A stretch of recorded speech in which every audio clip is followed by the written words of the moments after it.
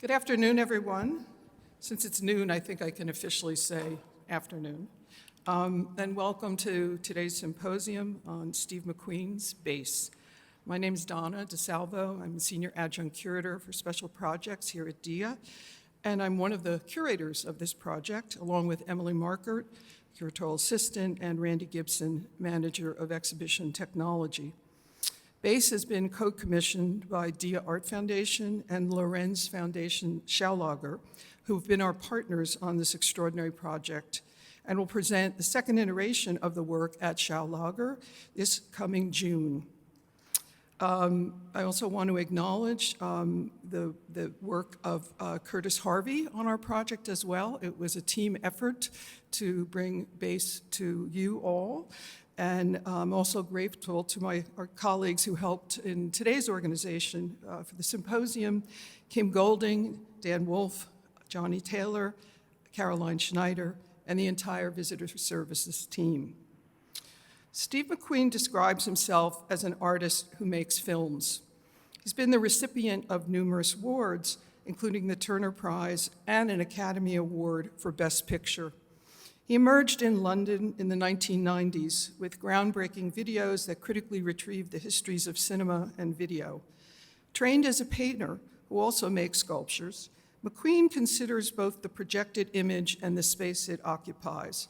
His work, as the great critic and curator Oakley and Weiser has written, is grounded in the attempt to undo the predictability of the filmed image as a film frame as image alone.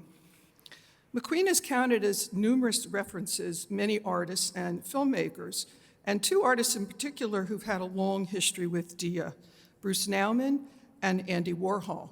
So it seems appropriate that we are presenting this symposium surrounded by the amazing shadow works by Andy Warhol. Bass is comprised of the two fundamental elements of film, light and sound, which McQueen uses as a sculptor would. In fact, he talks about sculpting with light and sound.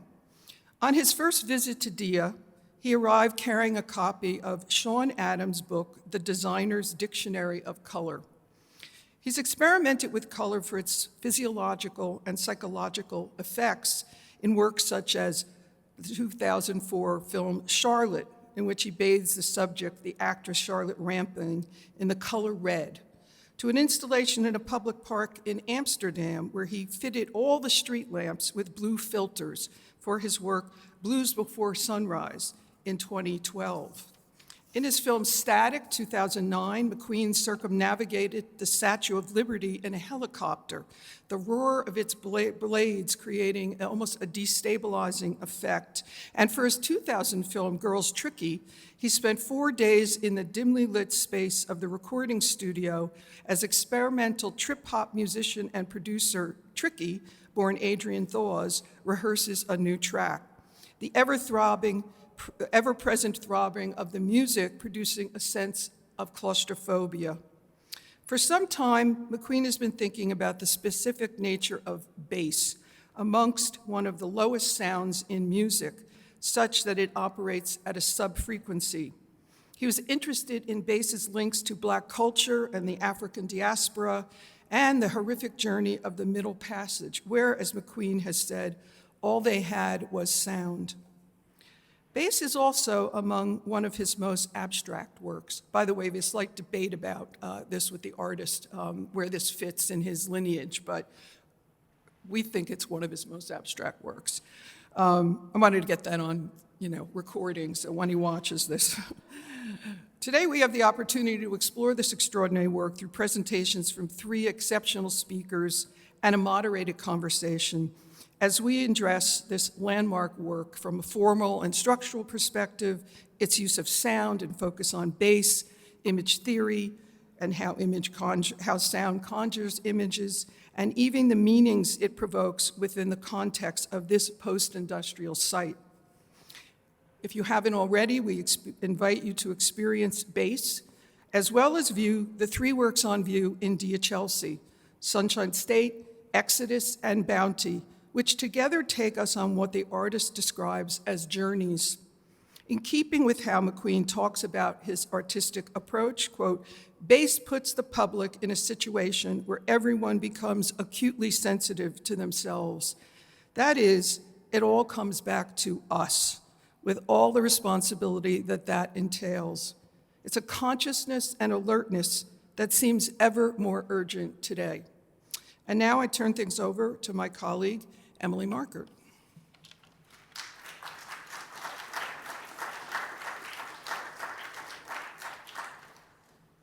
Thank you so much, Donna, for situating bass here at DIA and prefacing what we're going to hear today.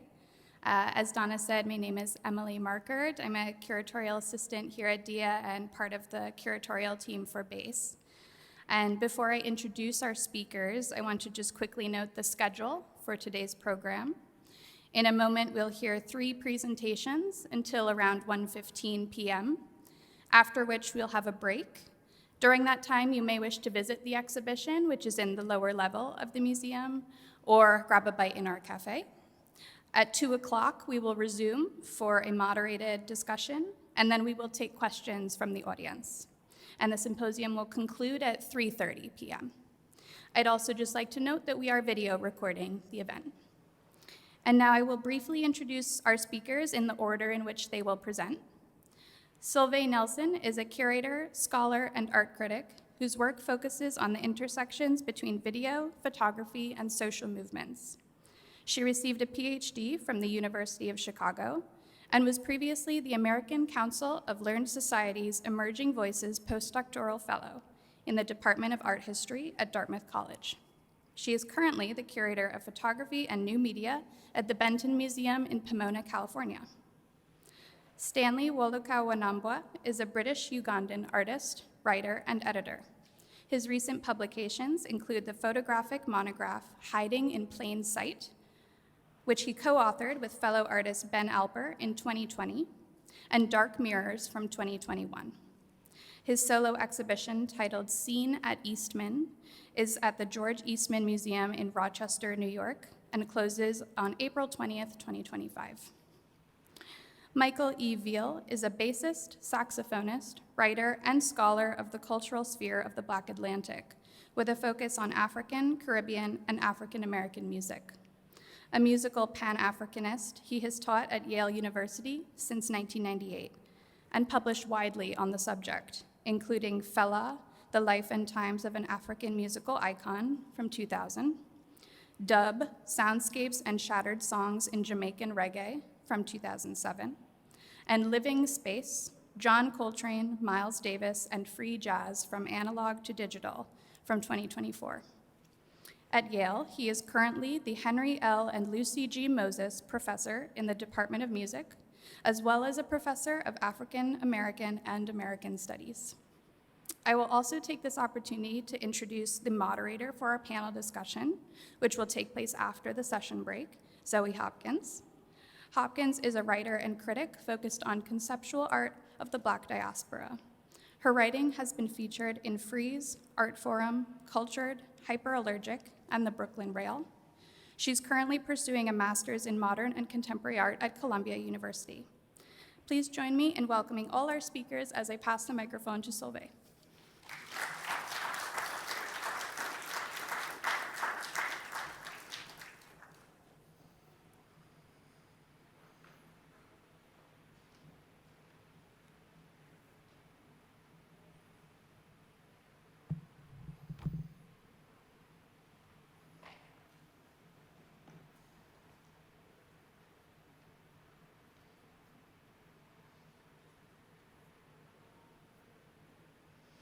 Thank you. And just a caveat that this skull sticker on my laptop is from a lesbian band from the 90s called The Need.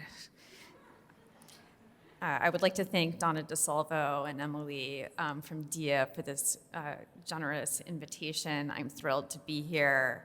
I want to thank Stanley for sending me his brilliant essay on Steve McQueen and waiting so patiently for my response to it. And finally to Steve. I'm happy to be here from the fires of Los Angeles, where I now live. And I apologize if my mind moves back and forth between there and here. I'm going to try to speak informally as a way to be present with you all. I'm certain that you have all experienced different states of feeling, which is to say, different modes of thinking about Steve McQueen's new installation, Base. When I visited DIA in the fall, I witnessed people sitting against the columns or sitting on the floor, one person's back up against the others. Some people walked diagonally through the space. After noticing that the LED lights were changing overhead almost imperceptibly, people stopped looking up. They started looking down at their feet, at the floor and the ground. One person inched closer to the speakers, which you can see here. The stack of subwoofers with the loudspeakers on the column overhead, and followed the sound from speaker to speaker. They stood there silently, dancing almost. Base generated a situation of collective attempts to focus, either through movement or stillness, and not all in the same way. Also not all at the same time. But it created a collective state of trying to think.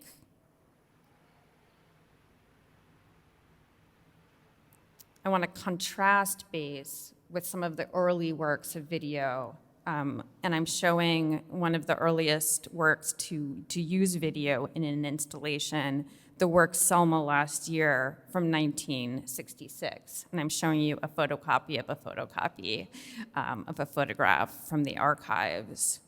Here we see newsreel footage of police violence against protesters in Selma, Alabama in 1965, next to video footage that showed the image of the viewer. And the artists at the time were critiquing the inability of people to look at what was happening on the news and instead to be interrupted by their own reflection. Steve McQueen's work inhabits the legacies of early video art and its reflexivity, but differently. So instead of this idea of singular focus, there's this idea of pulling from one place to the other as part of the process of reflection. Also inhabiting the legacies of early video art, Base acts as a space of reflection that is folded into the work itself.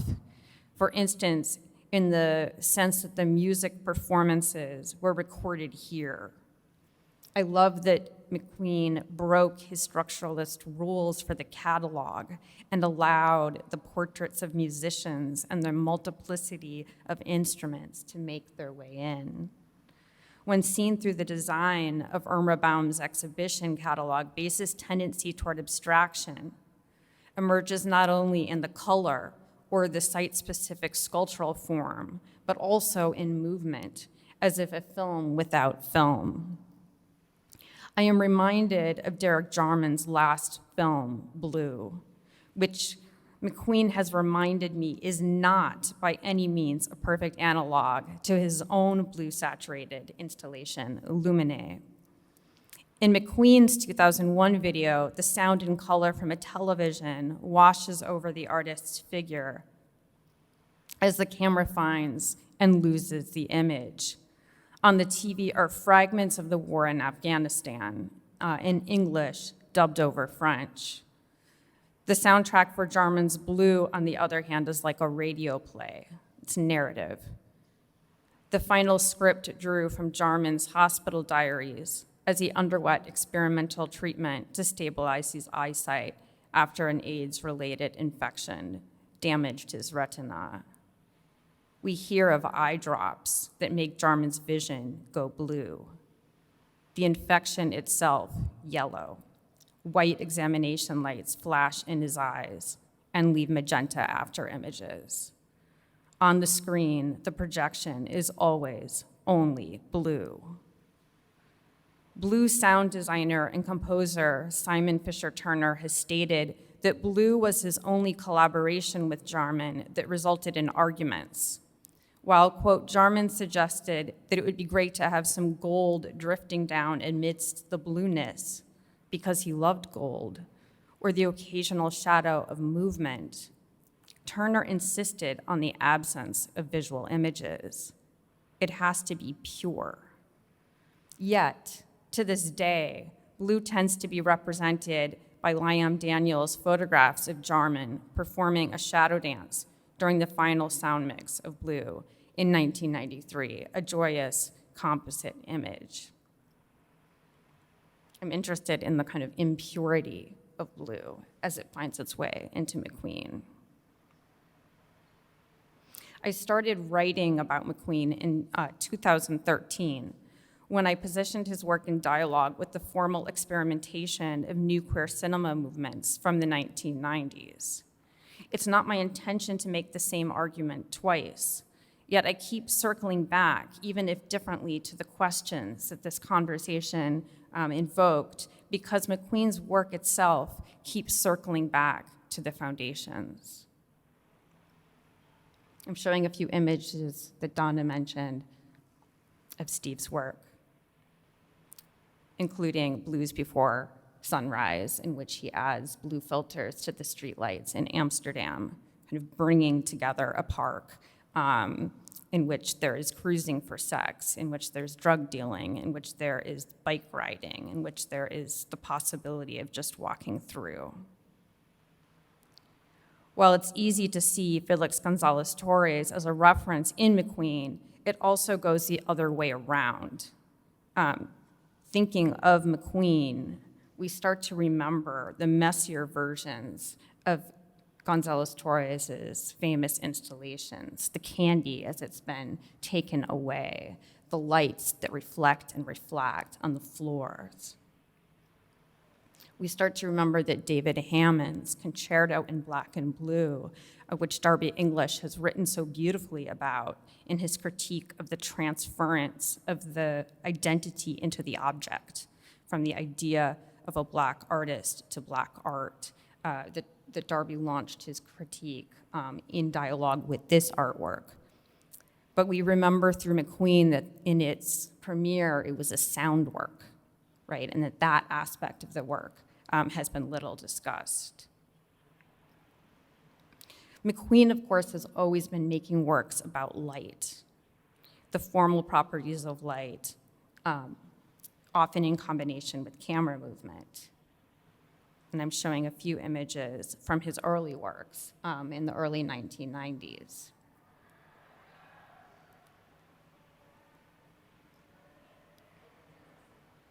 McQueen called me this morning to remind me, the problem in the 1990s, Solveig, was that everything was about the body.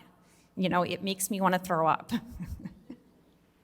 That his work was about thinking, that it was conceptual art, that there's a kind of misreading of his work.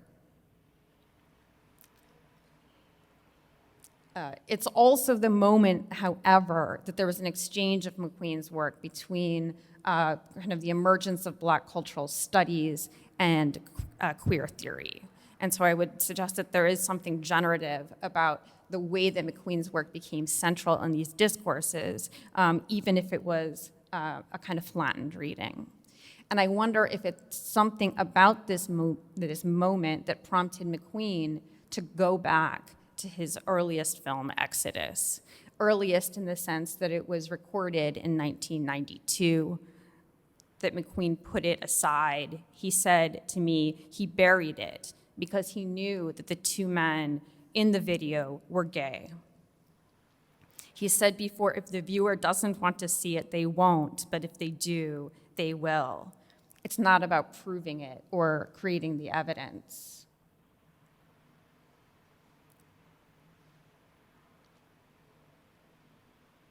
He told me that he didn't re-edit the film, that the edits are in the camera, that the jump cuts in which we miss some of the action, that the absent images are part of the work. And that in 1997, he realized that this was a work. in the Dia Chelsea presentation, he surrounds Exodus with flowers, which could be seen as a loving affirmation of the relationship that he finds in the footage.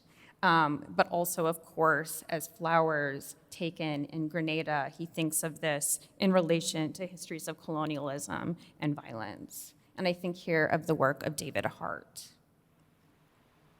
I'm not going to talk about it at length here, but McQueen has talked about Exodus in a similar way that he talks about his work Ashes as a memorial. And what I'm trying to get at in my discussion of bass is this combination of sorrow and of joy. The combination of weight. I think of Steve McQueen's early installation here in reference to the prison that Oscar Wilde was in, and Bruce Naumann's John Coltrane piece, a sculpture with a mirror face that reflects the floor.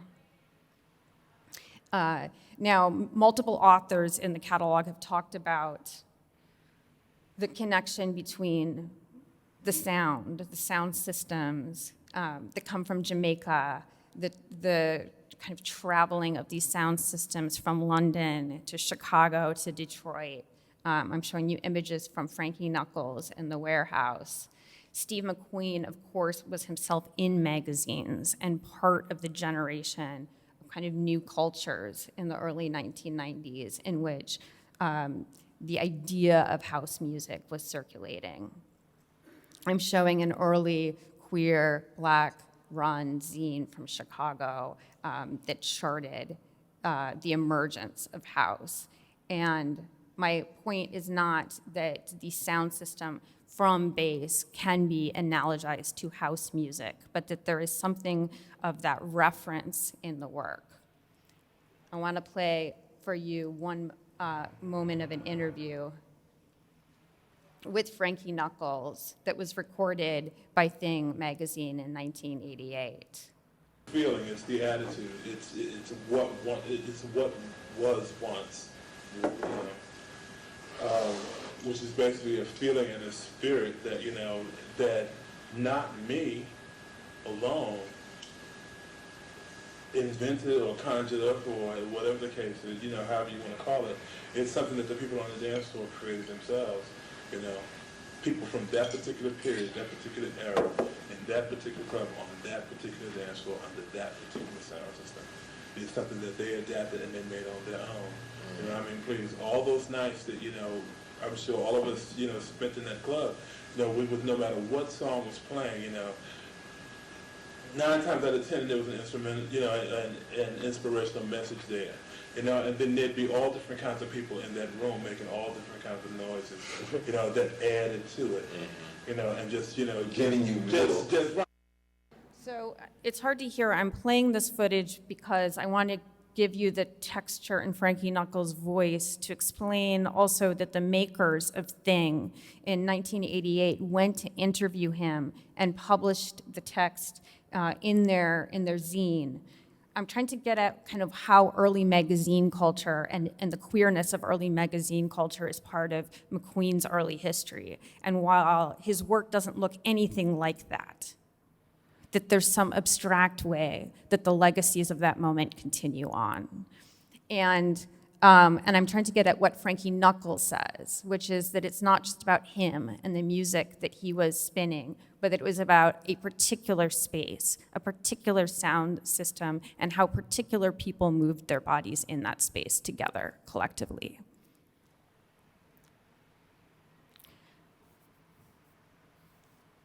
I want to end this talk by showing you 2 clips from Steve's contemporary work, Occupied City. I want to show you 2 clips that I think of in relation to bass from 2003.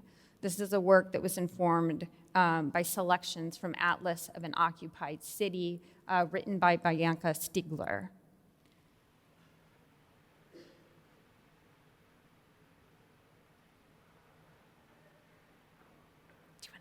Sorry. In my nerves, I've forgotten everything that I...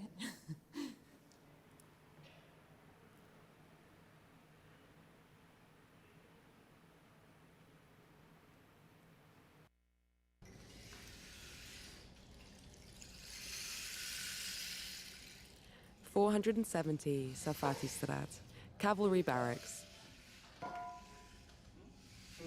During the German invasion of the Netherlands, the Dutch army used these barracks to lock up German nationals and members of the Dutch Nazi Party. During the occupation, it was requisitioned by the German army, whose activities here included preparations for Operation Sea Lion, the code name for the planned invasion of the United Kingdom in 1940.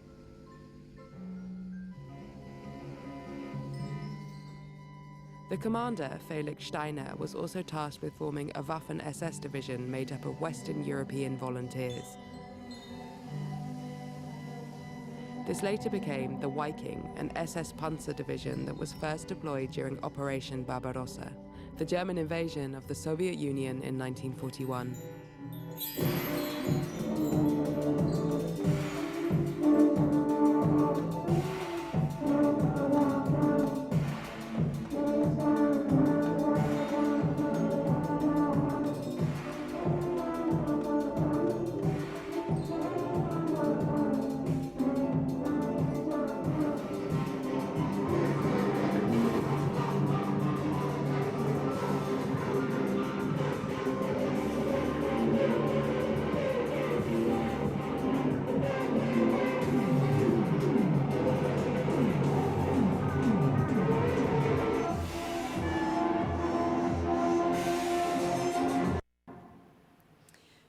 So Occupied City shows networks of sites in contemporary Amsterdam in which the soundtrack is narrating places during the 1940s where murders happened, where the deportations happened, where people collaborated, where people sometimes survived, where people resisted.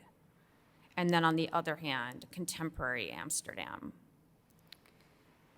Some of the reviews have complained that this work, you couldn't focus, you couldn't figure out what to look at, you couldn't resolve whether to listen to the stories in the text, or to watch the image, or hear, to be carried away from the sound.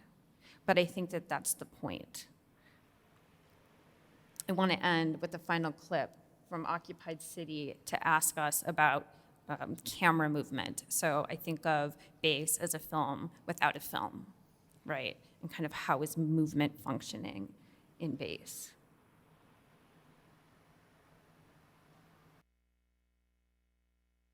Turban. On the day Germany capitulated, the 4th of May, 1945, a German patrol started shooting at people celebrating out on the streets after the start of curfew at 7 p.m. A bullet struck Siggy Mendels, a Jewish boy who had ventured outside for the first time after hiding for years. 8 months later, he died of his injuries. The Germans had imposed a curfew at the start of the occupation.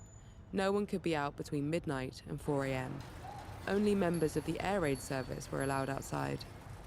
From September 1944, the curfew started at 8 p.m., sometimes 7 p.m. as a punishment. The Germans hung up placards stating that anybody out in the street could be shot.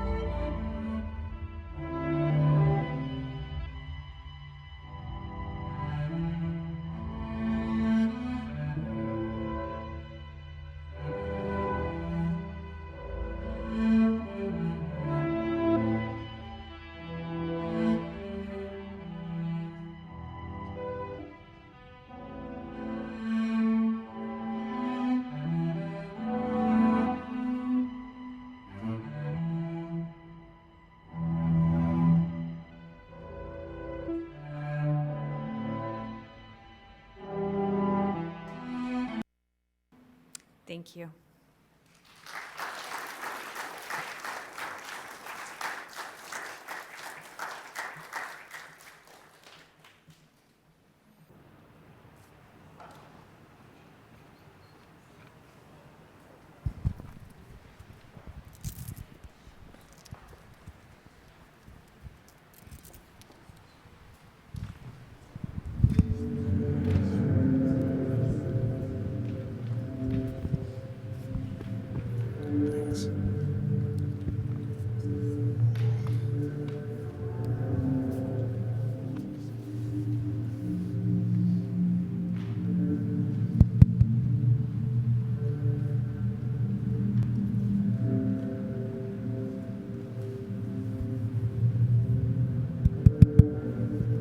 Hi, can people hear me? Good. Nice to see you all. Thank you so much for coming. So I want to share parts of an essay which is soon to be published on both Steve's installation Base here at the museum, also Steve's installations at Dia Chelsea, and inevitably some of the other works that are on display in the museum at the same time. And I wanted just to start out by sharing a bit of an image that you've got here of what happens when bass moves above ground, when you sense it without actually necessarily knowing that you're already in the process of experiencing the work, and to think a bit about the way that it interacts with a number of other works. The piece that I've written here that I'll read from is primarily catalyzed by my response to the intersection of bass with a sculpture by Cameron Rowland in just a few galleries away called Underproduction, which was the very first thing that you saw. There was a kind of upturned pan leaning up against a wall. So that's where this piece of writing begins.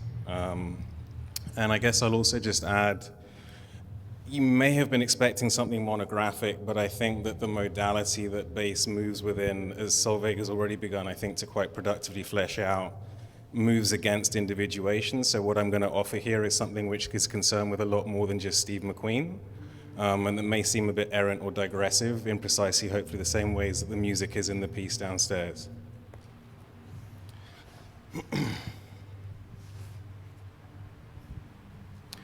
So first, an epigram from Fred Moten's 2015 lecture, Blackness and Non-Performance. Consider what it is to be concerned with the fluorescence and efflorescence of this generation's self-defensive care, its prefatory counterpleasures, which reveal the public intramural resources of our undercommon senses, where flavorful touch is all bound up with falling into the general antagonistic embrace of inhabited decoration, autonomous choreography, amplified music, of which what happens in the yard or at the club or on the record are only instances, unless the yard is everybody's and the club is everywhere and everything is a recording. In Alex Wheatle, the fourth in Steve McQueen's 5-part cycle of films entitled Small Acts, the eponymous character enters the diegetic scene of his life's narration by walking through a poured concrete volume shaped by antiseptic floors, bordered by institutional walls, regulated by a tempo that rings to the slick echoes of imprisoned bodies laboring at a fraught precipice between self-preservation and self-actualization. Their resonant sounds in the background of that scene's unfolding constitute a faint but palpable echo within the great basement hall in Beacon, New York, where McQueen's infratones pulse urgently, directly beneath Cameron Rowland's Underproduction, a work whose artful occlusion and inversion marks a threshold between perceptibility and the position of the unthought. Rowland's sculpture indexes ongoing emanations of Black futurity in an object whose historical emplacement protected the inchoate soundings of study, unfolding in Black interiors. Their cantankerous pan literally overturns audibility as a praxis of the enslaved, in an object that echoes a series of acts aimed at nurturing undercommon narrations that secreted the end of slavery back into its fetid presence. In McQueen's film, Wheatle's silence, his stolid, wordless withdrawal from the scripture of his forced narration, tracks his horizontal movement through the scene's opening frames, so that McQueen's cinematography figures Wheatle's embodiment as an interstitial silence, an intermission coursing along diegesis' teleological line. continuously syncopating the prisoner's Taylorist rhythms. Wheatle survives a terrible tempo. His biography is narrated atop his wordlessness as an erasure entered in the logic of institutional inscription. Like much of Black history, Wheatle's life attains legibility through its iteration in the ledger. His life recursively begins in the film as a writing out, a literal description, and it is only in song, in his discovery of reggae and dub, that Wheatle finds his own resonant articulation. A litany of texts converge at this small post-industrial corner of Western New York, at a juncture in Dear Beacon's galleries that still resonates with the awfully harmonic geometries of Melvin Edwards' haunted chords, his cascading wire riffs now sealed off from view and yet left open in correlated displacement and expansive reiteration, as Rollins' anti-propertizing art now enters the precincts of Dear. Something complicated is afoot here. In Bass's sonic emanations, we are given the cyclical, iterative rhythms of an insistent tone, pulsing under a gridded cascade of oscillating, depthless lights. Lights that in their near total diffusion and dispersal of the body's shadow shift the historicity of this post-industrial space. Upstairs, above ground, within the theater of Roland's installation, the restrictive rhythms of Covenant now resound in Dear's galleries, and thanks to McQueen, so too does Bass's dissonant, syncopated enunciation, its musics of muffled speech, and their digressive departure from a point without origin. Bass emits a somnolence from its basement space that sprawls with expansive plasticity beneath the wooden floors that bear 1/3 of Roland's exhibition properties. Between Senga Ngudi's pendant vessels, Melvin Edwards' installation, Roland's and McQueen's, Dear's Beacon galleries are now collectively marked by these distending transformations of the regularizing, racializing frequencies of American industry. In McQueen's Bass, the bass itself instrumentalizes its audience as medium, as vector of its own fluvial movements. To enter into Bass's oral field is to earth and disperse its itinerant vibration. Wherever we hear it, we bear and share its enunciations bodily. Moreover, Bass's capacity to incorporate its audience as vectors of communicability enlists it in an ongoing act of reproduction, of labor without contract. Within this dematerializing structure, Bass rehearses a blackened condition of sudden availability to conscription into an involuntary labor under conditions of light prescription. And it does this without imposing upon its audience the corollary and hereditary unfreedoms that echo in the work's solicitation and imagining of the hold. In this, it is a non sequitur. Bass is a resonance one might more easily pass than pass, share than plot, feel than name. It is what Tina Camp describes as infrasound, a fugitive, resistant murmuration often only felt in the form of vibrations through contact with parts of the body.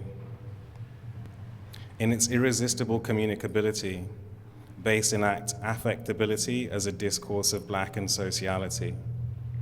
It produces a machinic and mellifluous instantiation of miscegenation as a mode of fashioning, of weaving meanings that exceed the strictures of proper naming.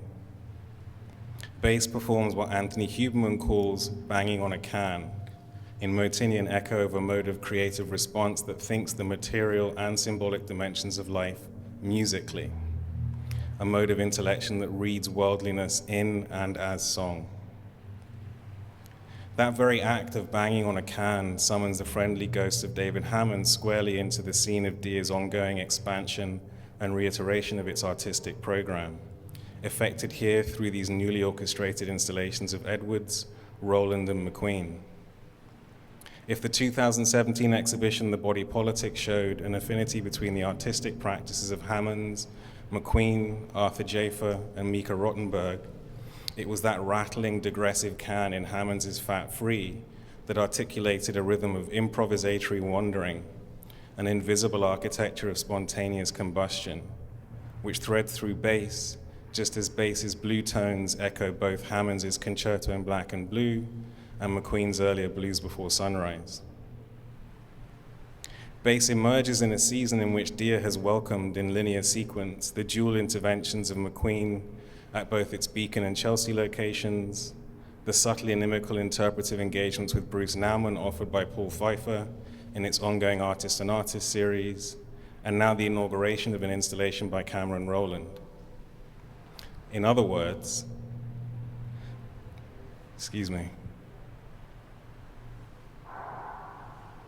Bass murmurs its rhythms in a season in which non-white speech has again assumed a position of prominent articulation at the core of Dia's platform. Notably, where both Hammonds and Nauman enact a lengthy series of repetitively aggressive bangs in their works, the modality of articulation common to Pfeiffer, McQueen, Rowland, and Nengudi could more aptly be described as a sinuous infiltration. Perhaps we might think this broader symbolic and racial moment in Dia's art history with an eye squarely focused on the practice of listening so artfully and potently situated in Fred Moten's trenchant text, The Case of Blackness. And perhaps we might consider the distinctive inflections of Rowland's and McQueen's practices, figuring them together with the weaves of Edwards and the vessels of Nengudi, within the undulating parameter of René Gladman's iterative, recursively entangled, and infinitely wending lines. I began the day wanting to bring into convergence three activities of being: what I'd seen, what I'd read, and what I'd drawn.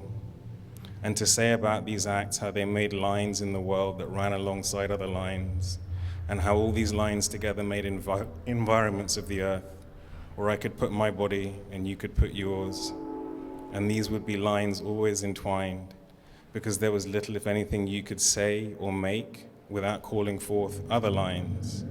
And this was how you knew you were where you were, and the ground was worth cultivating, and that there was life beneath the ground. Rowland's entire practice is testament to this last irreducible line. There was, is, has been, will forever be life beneath the ground. This is their plot, their tripartite intervention within the precincts of the Dia Art Foundation and within its Beacon grounds. So if we even provisionally understand, as so many of those engaged in Black studies do, that genocide, now as before, is an aesthetic project, and that therefore the luster, integrity, probity, solicitousness of culture serves precisely to veil and abet its perpetual practice as administered discipline, as engine of state formation, as regeneration of growth, then which aesthetic act can be materially uncoupled from the political arrangements of subjection that underwrite artistic freedom? Or better still, in the words of Rizvana Bradley, how do we survive the aesthetic regime that carves and encloses the very shape of our question? René Gladman again. I was looking into the moss between the bricks laid out in front of the door, looking into the moss as its own space, its own doing beyond making a border, and the green coming back after such a long winter, bright but also morning, the sun bearing down on it, the clouds blocking the sun, the human eyes glaring, and found within spaces that bordered some infinite writing about process and thought, some unending burrowing, some endless depth and reach, some constant holding in place.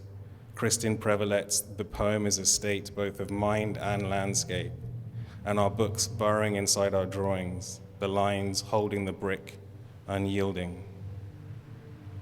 Can we find our place within this polyvalent oscillation, this web of deathly and regenerative earths? Perhaps we might return to McQueen's Exodus, freshly on display at Dia Chelsea. The work is a looped Super 8mm film transferred to digital video and sited at the center of the first of his two galleries. Exodus is a film in which, following the line of Tavi Nyong'o, the blackness interpolated between cinema's vaunted 24 frames a second can be read between the weaving motion of those two wandering black men, echoing back Bass's errant and digressive iterations as another order of blackened motion that brings dissonant difference into simultaneous articulation. If I might follow their lead and depart from the order of propriety, it seems to me that in McQueen's Sunshine State, the twinned and inverted two-channel structure of simultaneous erasures of Al Jolson's skin enacted in the film, whether into shadow under the glistening gleam of bootblack, or into the irradiating halations of white in the negative, hail back not merely to the hydraulics of anti-blackness and to its generative negrophiliac dimensions, but forward to Cindy Sherman's untitled and aborted self-portrait in blackface, and to Bruce Naumann's self-erasure in his own self-assigned experiment with racial abnegation in Flesh to White to Black to Flesh from 1968, an action resurfaced obliquely in Pfeiffer's Artist on Artist talk in October of last year. In the involuted echo of these experimental iterations of artistic freedom, McQueen's Sunshine State unearths an antinomy of drastic disequilibrium in which opposition of black to white, front to back, and equality in the simultaneous identity of twin frames are discomposed by the desirous depth of a whiteness that cannot separate the violence of consumption from the practice of affiliation that seems always to incorporate, destroy, disfigure the difference it ostensibly seeks to celebrate. Sunshine State shows that within this twinned figure of the double channel lurks the law of the singular and its perpetual order of exception. Whiteness must first confront the reality of this need, this profound desire for possessive mastery, before learning to desire, to move, to want otherwise. Whiteness must learn to want exodus beyond every register of possession. McQueen's incantations of the work's titles seem to articulate this in the recursive structure of a chant that stages repetition as a programmatic transformation of the self's relationship to meaning through the iterations of memory. In the neighboring gallery, Exodus's concentric loop of surveilled entry and black motion sits at the core of a panoply of 47 photographic prints displaying luminous buds, flowers, stalks, fronds, leaves, stems, meshed webs and tendril networks of rhizomatic Grenadian plant life that animates McQueen's concentric surround in a pallid gallery. The print's alternating array of longitudinal and vertical frames already figure seriality's constitutive and repressed dependence on the irregular as an eruption that calls for the brutal impositions of order. We might recall here a short line from Moten's 2015 lecture: forms are reclaimed by the informality that precedes them. McQueen's prints describe a chromatic fullness of rusted reds and ebullient pinks, ringing the mute tones of the gallery with magenta-tinged depths, submarine greens, and deep black shades, which together fashion a filmic strip of hues that wend a musical structure across the patinaed walls and against the starched parchment of the gallery's gray floor.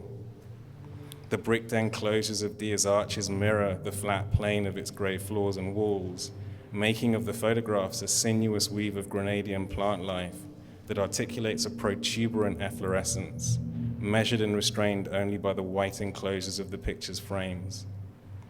Perhaps this is the efflorescence with which Moten was concerned in our epigrammatic opening. In Exodus, McQueen's twin black men march the antenna-shaped fronds of their two-potted plant through the bustling Brownian motion of London streets at a rhythm of 2 by 2 by 2 by 2. Their upright and elegant peregrinations beneath the nodding brims of pork pie hats and Macintosh coats rhyming and bending white patrician codes to insistently Caribbean rhythms. They weave, they thread, they warp and bend, they miscegenate. Thank you.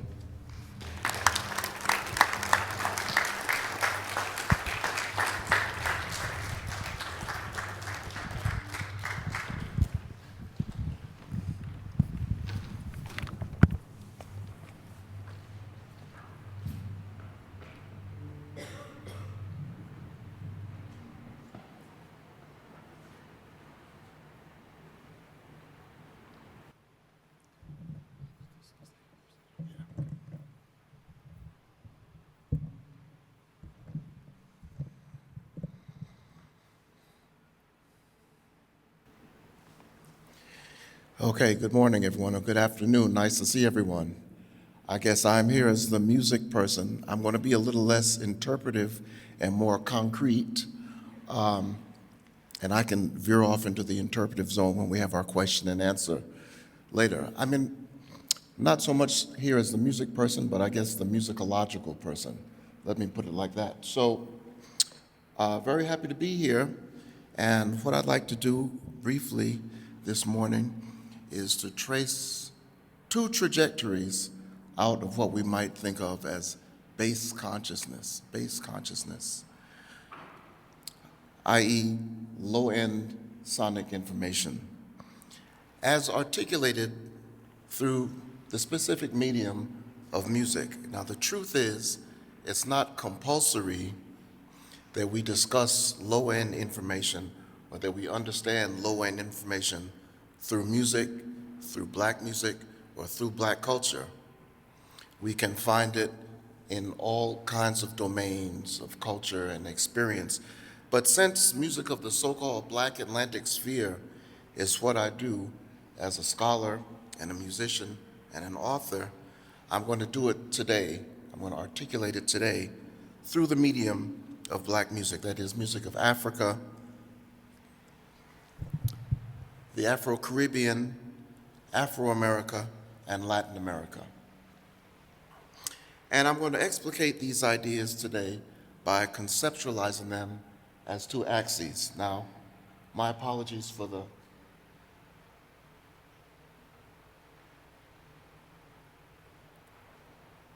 the slide is not moving forward for some reason. Okay. For the primitive graphics, but this is something I thought up on the way up here on the train. I had to take it with my iPhone, scan it. But it gets the point.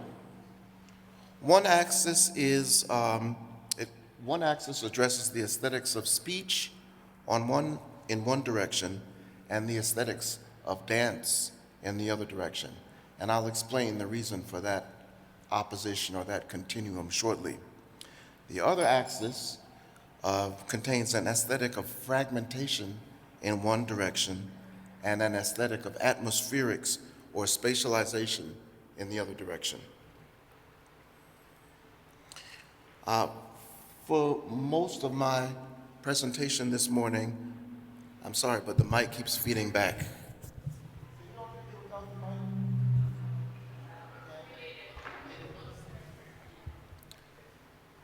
Maybe if I just move it away from the speaker. Yeah. Is that okay?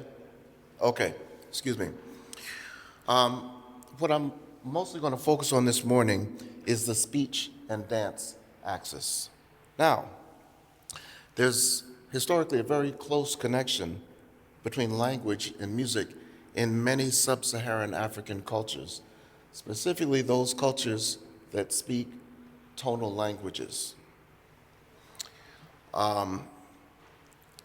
And in these cultures, there are musical instruments that reproduce the rhythmic patterns and the melodic cadences of spoken language, meaning that there are musical instruments that function as what we call linguistic surrogates.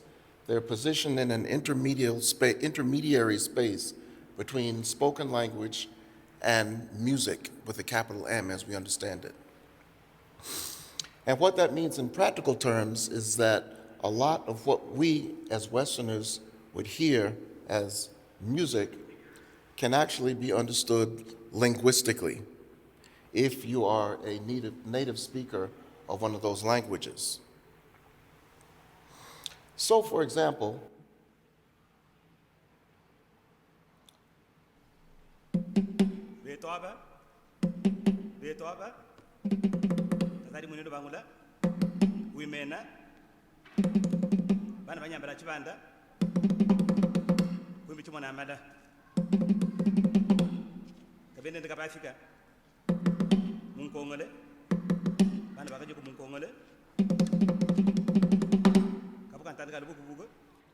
okay, so that example, the interface between the music and the language is primarily rhythmic, not so much melodic.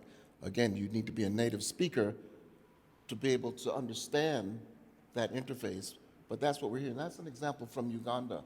Now, if we move to Ghana, the so-called talking drums or the Atumpan drums of the Akan-speaking peoples.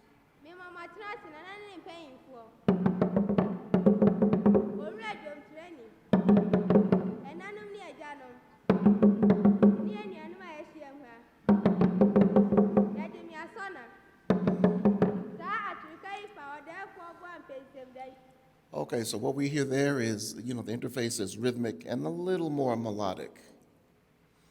Now, we move to Nigeria, we have a really fascinating, really compelling example of a drummer, a so-called talking drummer. And by the way, when we think of the history of the African diaspora and the roots of what we're referring today as bass consciousness, one crucial component of that is that those instruments were banned by the plantocracy during the era of slavery precisely because they were able to communicate linguistically, and especially after the Haitian Revolution. So the paranoia of the plantocracy was actually well-founded because there were African-derived drum instruments that were able to be understood linguistically. Now that's complex when we transpose it into the African diaspora, but it's still empirically true. Anyway, moving to Nigeria, what we're going to hear is an example of a drummer who moves back and forth between the language sphere and the music sphere in the context of dance music.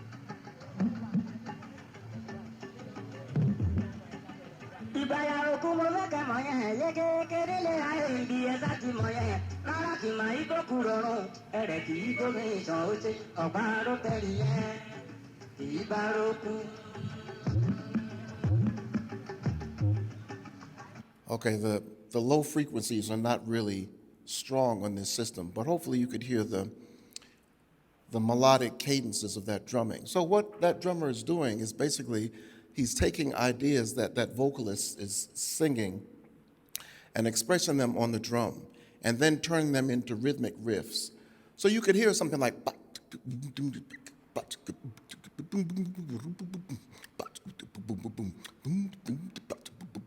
right? We just hear that as Westerners, as music, because we're not linguistic insiders. We're not cultural insiders. But in this case, if we were a Yoruba speaker, we would hear that linguistically. We would understand what that drummer is saying, so to speak. Okay. Even though as a result of slavery, African languages are not spoken by the descendants of slaves in the Americas, the idea of music as language has been a profound conceptual inheritance across the African diaspora. It manifests in all kinds of ways, such as blues guitarists claiming that they can make their instruments speak, such as old school horn players playing in a very vocalized way, like the old big bands, and all the way back to New Orleans with people playing with mutes, brass instruments with mutes to create that very vocalized sound. Even today in the digital age, a musician like the brilliant American electric bassist Mono Neon, Dwayne Thomas, still exists, still operates within this paradigm. Mono Neon's specialty is ripping YouTube videos of people speaking.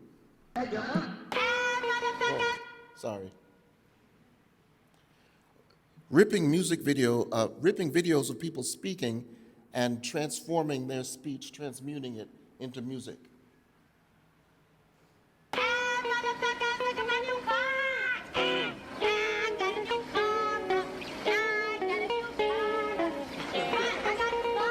So Cardi, how does it feel to have your new car? It feels like get it, check it, and my turns around.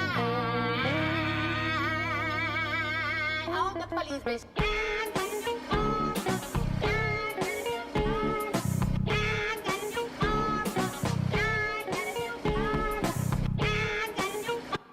Okay, you all see the point. So, Cardi B, of course.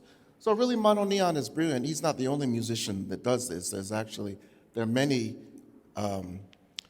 videos and clips on YouTube of people musicians taking spoken language and kind of musicalizing it. And they can basically hear the rhythmic and the melodic cadences of people speaking and reproducing it on musical instruments. So in a way, we've come full circle, at least in the context of black music, from this period in which we had spoken musical languages, to that being banned or suppressed or outlawed, and it continuing to exist as a kind of phantom practice, a conceptual stealth element in African American music, until it's able to reassert itself as a result of the advent of different forms of digital sound technology. Is that all clear? All right. So basically, when we think of the centrality of bass in black music, it's just the sound of people talking, transposed to a low register in order for it to affect the human organism in a particular way. I think that's an important point, because if you look at the history of Western art music, for example, and all of the composers who tried to emulate speech in their composition, which types of instruments do they use? They use flutes and oboes and English horns and French horns. It's always high register material. The difference here is that the speech is taking place here and here and here and on down. It's all low register and basically below the neck experience.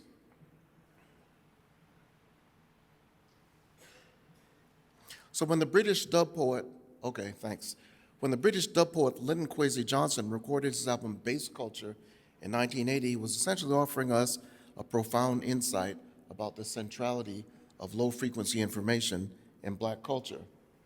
Ditto George Clinton in 1971 with his famous dictum, "Free your mind and your ass will follow," asserting that mental liberation was equally predicated on bodily abandon.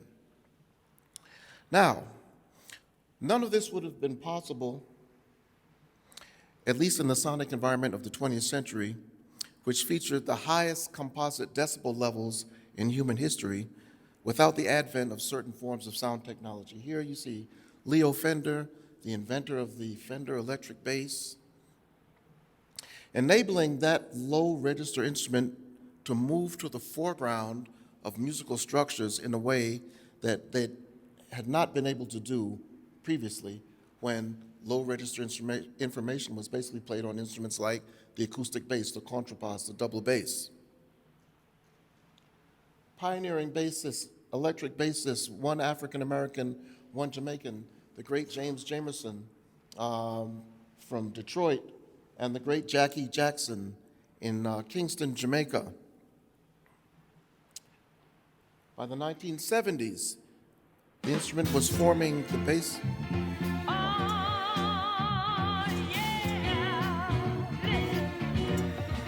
I didn't even touch it. It's hard to build a better. Okay.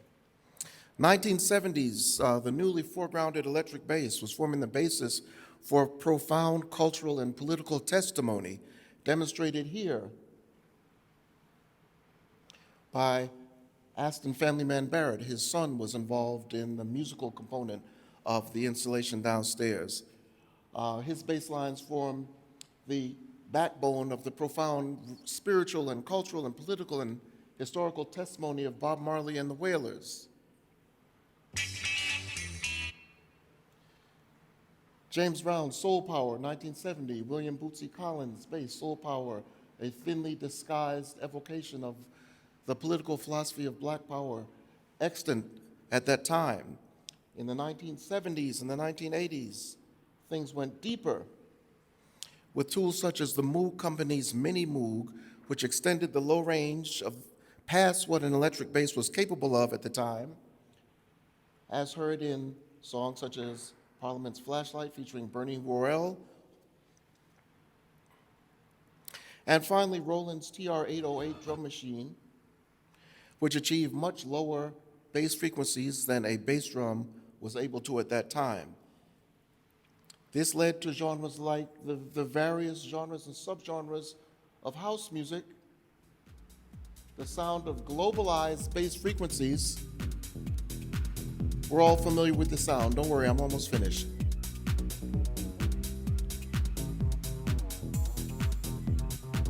But a strange thing began to happen. The experimentalists, who had previously been extremely hostile to dance music, began to embrace the bass paradigm. One very interesting example of this is a piece by Florian Hecker of the German electronic group Kraftwerk, who composed this abstraction of house music as an homage to the American experimentalist David Tudor, best known for his collaborative work with John Cage. Now, this is a very interesting piece of music.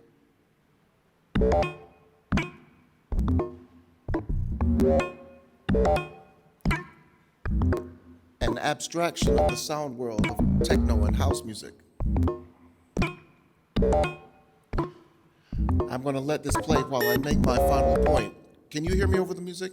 So one thing I always tell my students is that the more technologically complex and the more conceptually complex experimental music gets, ironically, the more it increasingly resembles the elemental sounds of the natural world. Wind, rain, flowing leaves, rushing water, etc. Not to mention speech.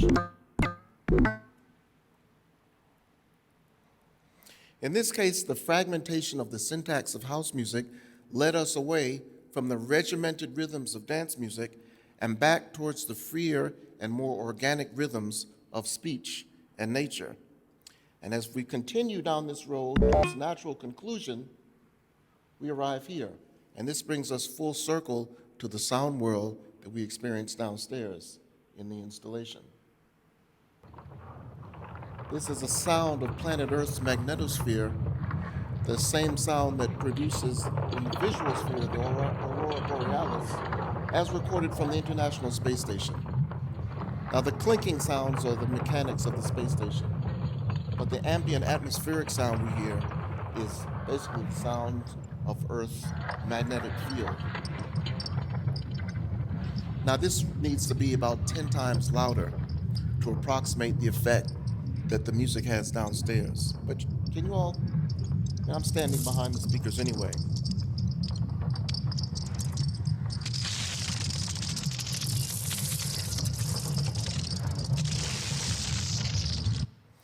So if we take this idea of music as speech, the deconstruction of dance rhythm to its natural conclusion, we eventually arrive at spatialized music and atmospheric music, and music that really is kind of what Steve McQueen was getting at in the installation, because there's been a whole historical process in the Jamaican sound system culture from which his vision was germinated. There's been a whole process of fragmentation and deconstruction of dance rhythms that led to the atmospheric, ambient, spatialized aesthetic that he is offering us downstairs. Now, this is the old show up here. Anyway, I had two other slides up here because I wanted to hustle my two previous books of mine in which I explore these ideas in detail. One is my 2007 book, Dub, Shattered Songs and Songscapes in Jamaican Reggae. That kind of documents the process whereby conceptions of dance music were fragmented and deconstructed and liquefied into an atmospheric conception that is the basis, the fundamental inspiration of Steve McQueen's sonic work.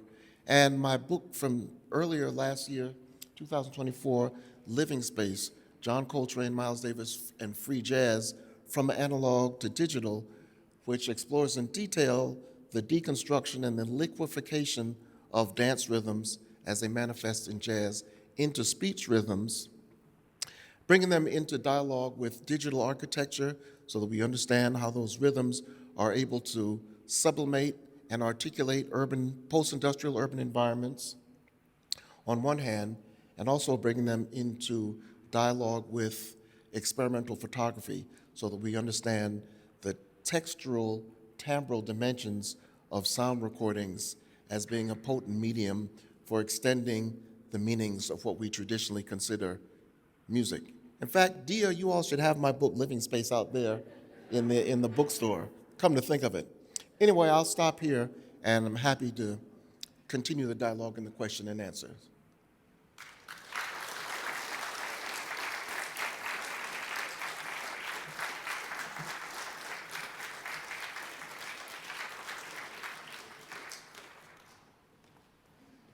Thank you so much. We're going to take a break now and we'll reconvene at 2 o'clock. So please do come back at 2.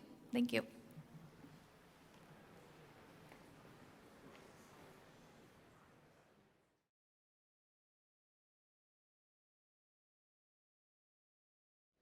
Hello, welcome back, or welcome for the first time if you weren't here earlier.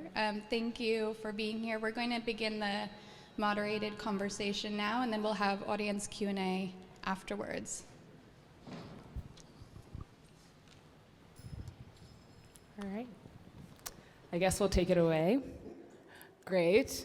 Hi, everyone. I'm Zoë Hopkins. It's nice to be here and so thrilled to be honoring Steve's work and to be in conversation with these three presenters who I hope you were able to hear earlier. And thank you all for your brilliantly constructed papers, which have given me so much to think alongside and synthesize. So my first question is born out of a quote that Stanley brought up in his presentation from Renee Gladman, who's one of my literary North Stars and heroes.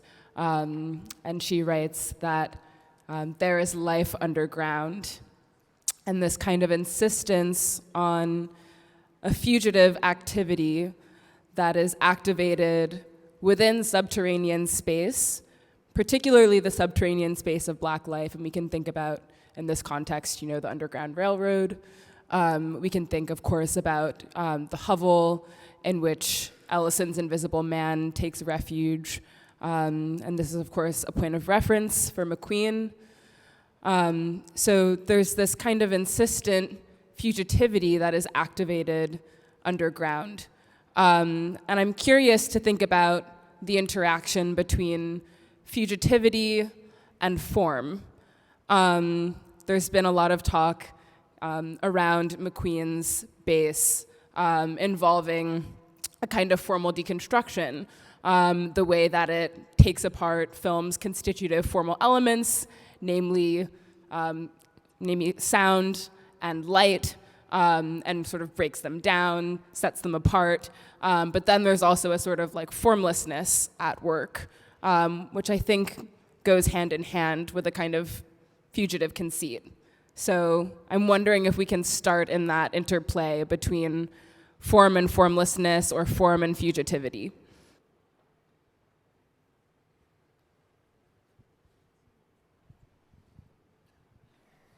Okay, I'll start. Is this on? I'll start by grounding us in the sonic again. The whole reason that I shaped my presentation around this idea of music as language is because the forced undergrounding of the historical African languages in the context of the Americas, that is automatically a kind of fugitive history that was only able to erupt or reconstitute in the 1950s, 60s, and 70s in tandem with, on one hand, the resurgence of diasporic interest in ancestral African cultures, and on the other hand, an advent of sound technology that facilitated those submerged African linguistic, cultural traits, but in this case, linguistic traits, to reemerge and reconsolidate into a new form. So I think when we think about bass, the installation, the fact that it's underground, it's subterranean, it's cavernous, it's dark, it all speaks to that historical moment of technology facilitating the reconsolidation of historically demonized, buried cultural traits. So maybe that's a good point of departure.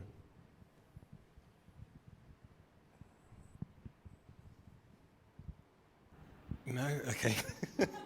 I'm always talking too much, so I was hoping somebody else would. I mean, I've how do I do this? Part of what made me so excited to write about Steve's installation here, the one at Chelsea, but also obviously Cameron's work in particular, is that I think that practices of, and I want to say here both black abstraction and black abstracting, tend to receive short shrift. I think that indeterminacy in relationship to certain forms of racialized expression makes people nervous. I think it makes them uneasy. And there's something so much more consoling and definite about figuration. And I think we've come through a period of intense symbolic production, a tremendous amount of which has been quite literally authored by black speech. And the indeterminate registers of that speech, the ambivalences, the kind of, the profusions of blurring indistinction, all of that stuff generates a certain kind of anxiety when what people want is descriptive efficacy. They want to know that a good thing produces a good outcome. And I don't believe we live in a world like that. I'm not sure that we have done. I'm not for a second suggesting that our kind of conjuncture is unprecedented. It's clearly not.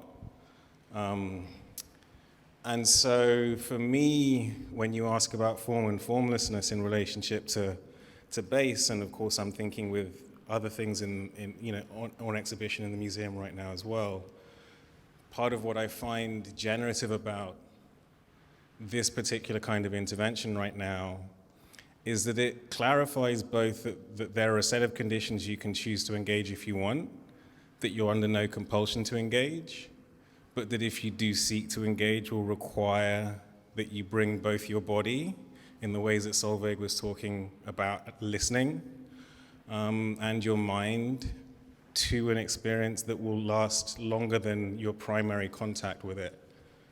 And in its indeterminacy, may last a lot longer than some of the more clear and definite kinds of figurations of racial expression that you're offered on the kind of cultural menu any given week of the year. And I think that that takes a certain amount of moral courage and intellectual clarity. And I think that, as I was trying to articulate in the essay, there are just whole dimensions of mutable, amorphous, oleaginously miscegenating activity. There's this dendronous life that's instantiated both by bass in its operation and by the way that it activates other things that are happening here. And I really do feel it's important to make reference to the plot, right, and to Cameron's invocation of the buried dead, given bass's solicitation of the hold. And I think it's important to be, well, I guess I'd say, if you're interested in this question of the forms of cultural expression that have come out of the structural conjuncture of blackness, then it's going to take some work. And you're not necessarily going to feel good about how you experience the process of coming to terms with its historicity, with its opacity, with its extraordinary expressive force.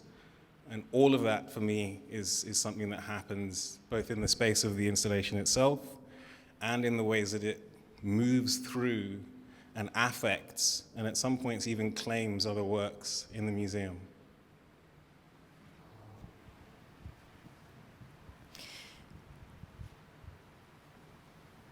I mean, I think how I would like to kind of add to this conversation is to think about historically this period when McQueen started making his work at the threshold of the notion of underground kind of culture and of the kind of lack of viability in that idea of a kind of white underground, of that falling apart, right, and not making sense, because when you looked at who were making things, it was never all white, And these spaces were always about what Stanley is talking about, a kind of miscegenation. So when we talk about an institution in Chicago like the Warehouse, the idea that it is hosted by and for Black gay men, and yet everybody came, right? And yet the women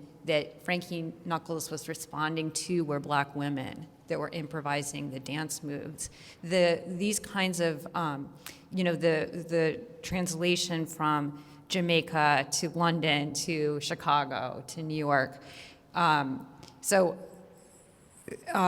Steve is, I think, at this moment where there's a dissatisfaction with these ideas of the underground and this idea that we need to remake the mainstream, right? Or this is what New Queer Cinema was saying.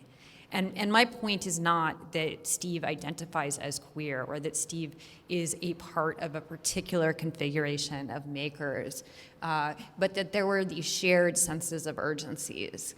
And so when I think about form, I think about things like direct address or directness as part of the way that he thinks about form. Yeah, I'm so glad. Oh. Well, I just wanted to add one thing. It just dawned on me hearing these comments. One aspect of bass that we haven't addressed so far today is the kind of martial or militaristic aspect of it. And so someone like Steve McQueen, being of Caribbean heritage, developed out of this whole paradigm of the Jamaican sound systems in which the bass frequencies were really emphasized because they were competing with each other, the so-called sound clash. So the volume became a weapon or a tool for these outdoor mobile entertainment crews to compete with each other. And what's interesting about that is the whole history of low frequency, high intensity, low frequency speakers. They were really developed in a military context, and they were developed so that you could simulate the sound of cannon fire. You could place your speakers somewhere and simulate the sound of cannon fire and fake the enemy out so they would be drawn to that area, and then you could go around them and surround them. I think it was the British or the German, I can't remember the precise cultural history of it, but that warfare is, that is the kind of generative occurrence that led to what we're hearing downstairs.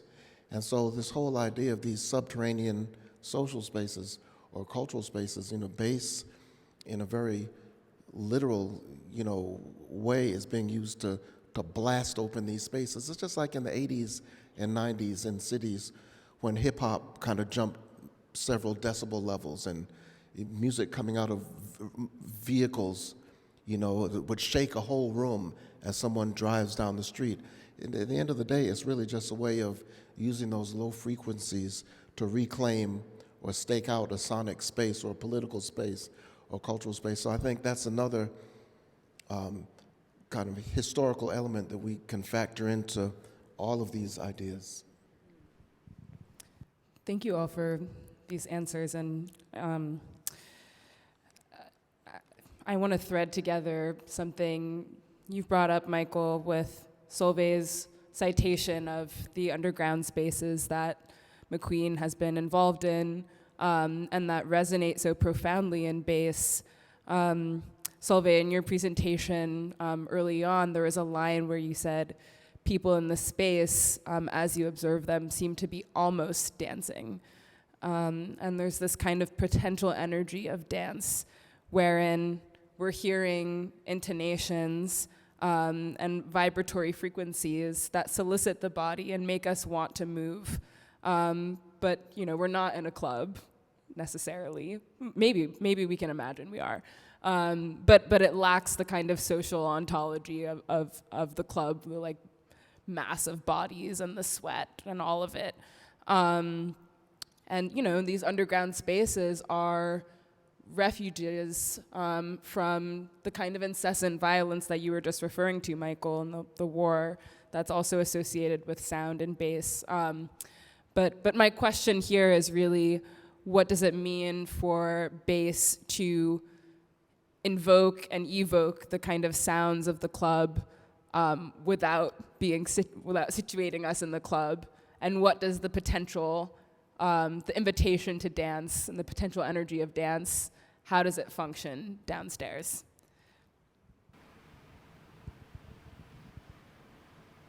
I mean, I think that's an excellent question, and on the one level, it's in part, it's conceptual art. In part, it's a refusal of the kind of production of euphoria through which we forget our troubles. And so on some levels, it's not at all a dance club, right? On another levels, if you're thinking about kind of what can produce joy and what kind of the kind of social interactions that are happening in spaces where you're looking at each other, looking at you, and you're thinking about who are you looking. That those kinds of resonances, those kinds of relations, this capacity to kind of move, right? And a kind of refusal or a kind of resistance to it at the same time. So it's like, I think what's so hard, for me, one of the things that's a challenge in finding a language that is up to or adequate for speaking about Steve McQueen's work is that he himself has an encyclopedic range of kind of metaphor, of parallels, of kind of art historical references that he builds into the fabric of the image, so it's seamless, or builds into the fabric of his work. And when you start to pull them out and say, well, this is this, or this is going that way, you sort of risk deadening it. So if McQueen is making a work that's very much conceptual and is about this kind of active thinking and action of thinking about oppression, kind of what kind of language can talk about that work? And I don't pretend, that I have the answer to that. Yeah, I think I found the sort of language of plants and lines the closest approximation when I was writing, which makes a lot of sense to me, Maybe it's just because I have a limited imagination, but it seems to me that the historical accretion of difference coincident in enclosed space is a particular kind of construct that Steve's work has returned to numerous different times. It's also a pretty apt metaphor for London, which is the place we're both from. Like, it's also an apt metaphor for the club, which you started us out in, which we're also to some extent in this room. Shadows is happening around us. And I guess in some ways, I'm drawn back still to the question about form and formlessness in relationship to this question of the kind of cusp that bass brings one to, in which the thing that you imagine would make sense isn't occurring but is present.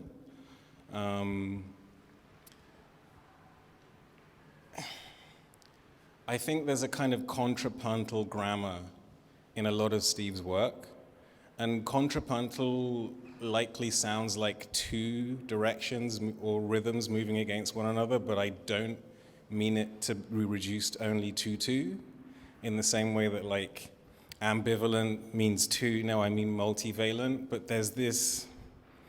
I was watching Shame earlier this week, just in kind of preparation for this, and for whatever reason, I hadn't thought about it with the particular kind of critical lens that I brought to it this week, which is partly a function of reading Solveig, writing about Steve from 10, 12 years ago. But it struck me really immediately that I started watching Shame this time. Oh, the entire sound design of this film is collapsed into an envelope that's as narrow as Brandon, the lead character's sensory capacity. Everything else has disappeared. Like every other material index of the presence of other people anywhere in the world of this character is vanished sonically. They're visible visually, but the only things you hear in Shame are close to the physical experience of Brandon's character.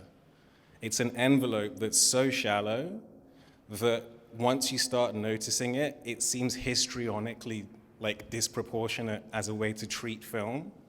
But because the cinematography is in such perfect sync with the sound design, you don't notice that everything and everyone else is being dropped as close to zero as possible, so that this person whose addiction to sex consists in a constant need for stimulus that disappears even the source of the stimulus that he is experiencing as he's experiencing it, becomes a kind of vacuum of oversensory experience outside of which nothing is even audible. It's pretty extraordinary.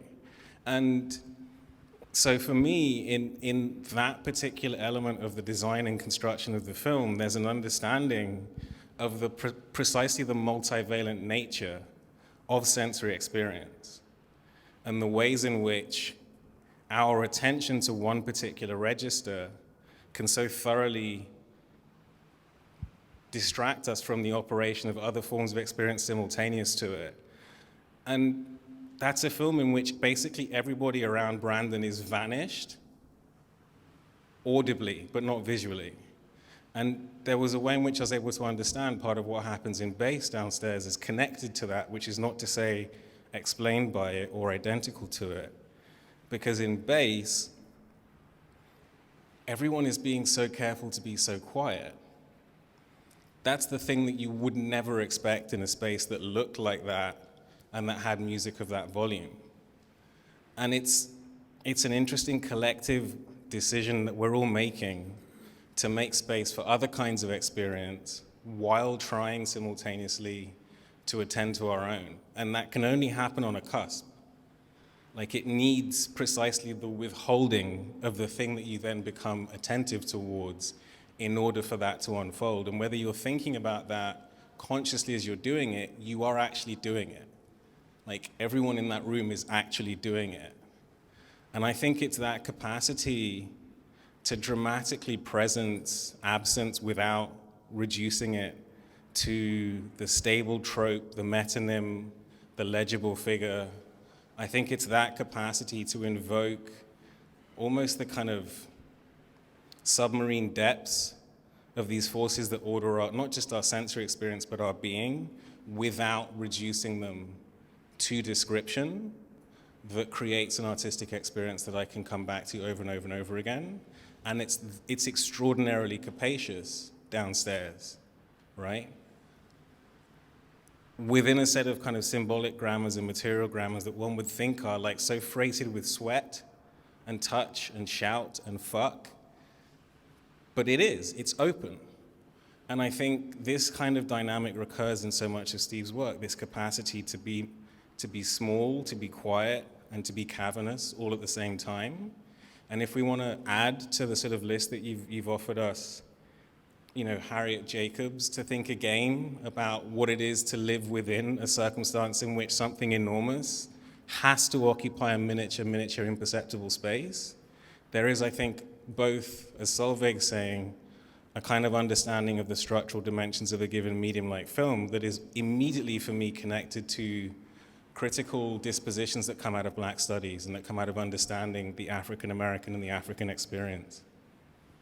And if I can just add briefly to that, you know, one of the ways that I think about how abstraction functions in Steve's work is somebody like, you know, it's this point of convergence between James Baldwin and Bruce Nauman, where they're talking about, Baldwin is talking about holding in one's mind forever two forms of information that seem to be in opposition.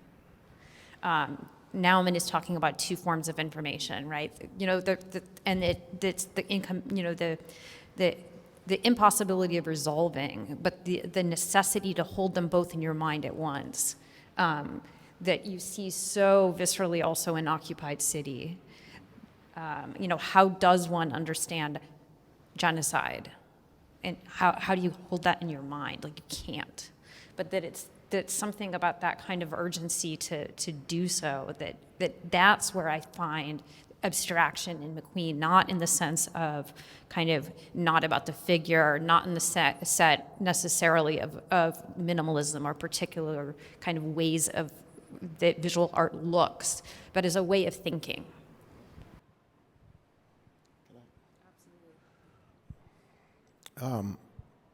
Speaking about an addiction to sex, That was a great. Or other modes of sensory experience.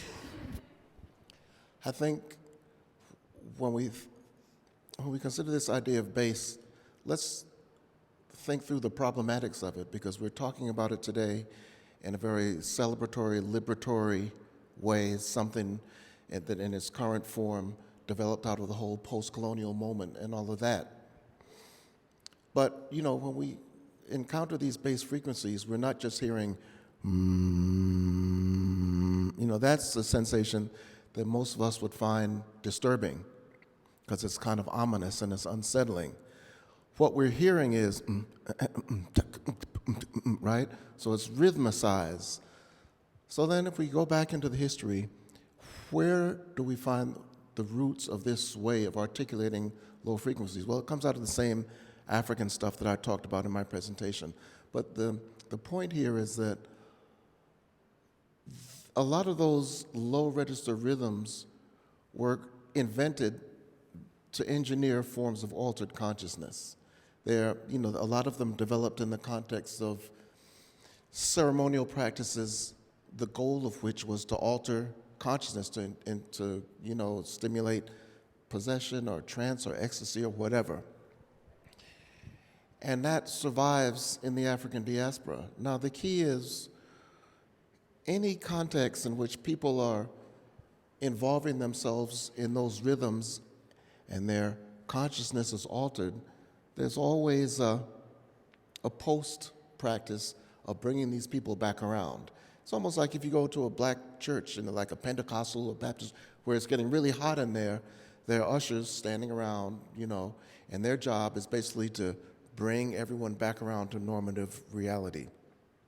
If we're talking about the African source practices of those same technologies, it's the same thing. We see it all over the Caribbean. So in our culture, the way the vast majority of us interface with bass is directly. We're immersed in these consciousness-altering rhythms, but none of us are benefiting from being brought back around, so to speak. So you can go to a concert of 10, 15, 20, 100,000 people in a stadium with hundreds of thousands of watts of power pumping this stuff into your nervous system and entraining you into that reality. And then they just open up the doors at the end and let everyone go home.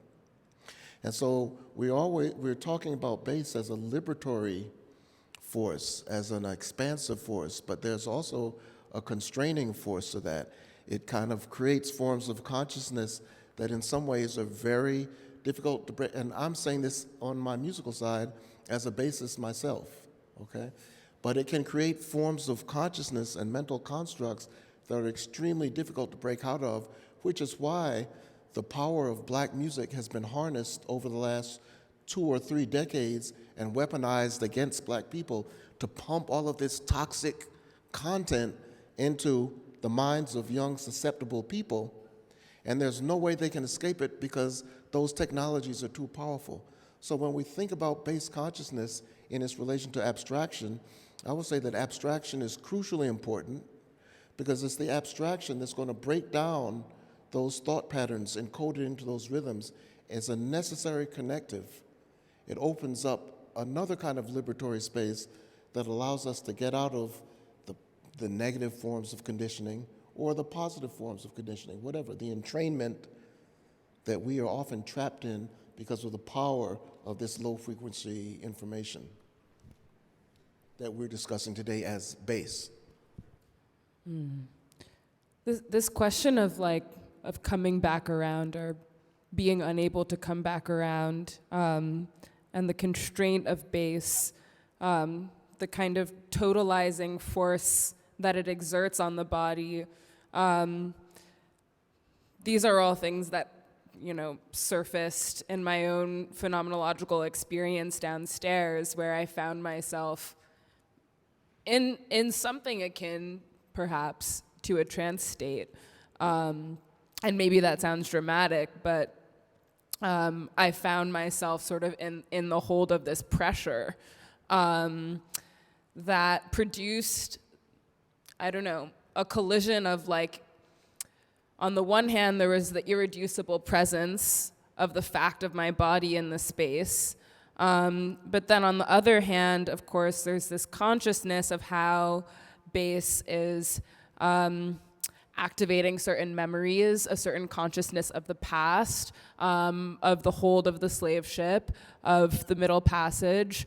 And so I want to ask about this kind of slide between presence or presentness and past, and how downstairs the mind, the imagination, and even the kind of mind of the body is making those maneuvers between past and presence, between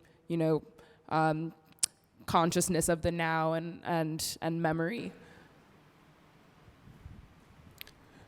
Yeah, I'll jump in there just because what you're asking now kind of touches on something I was interested in your review of the two shows, Zoe, and that I think I differed from in my writing, but maybe this is something we can actually flesh out, because I think your question drives right at it.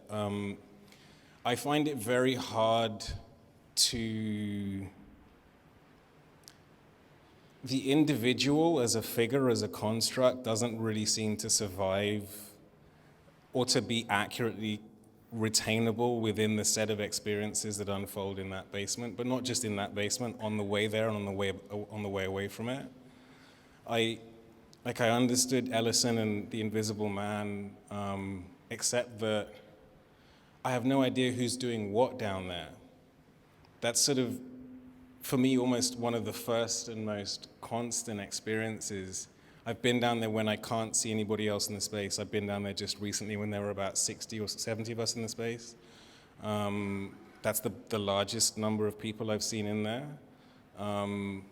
We are all both aware and unaware of one another and of the possibility of one another, I think, in that space, in a way that's closer to one's mental experience than physically within the actual arrangement of the room.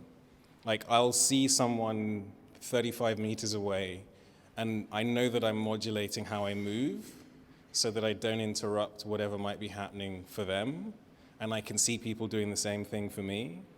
I think this is probably quite a common dimension of people's experience of being in that space, although I wouldn't want to pretend that everybody has the same experience, of course. So for me, to be in the hold is to be condemned to a structural position in which you cannot claim the rights to be a subject, full stop, right? Like, thing one, that's enslavement, right? This is happening in the bowels of an industrial building, which Cameron has amplified in its historicity and its connection to native dispossession, as well as obviously to anti-black violence and how structural that is to industry. I have no idea who's playing which instrument at any given moment. I have no idea when or how a trigger occurs for light to change. It just changes. I have no idea what anybody else anywhere around me is thinking or feeling, but I'm aware that they are doing both.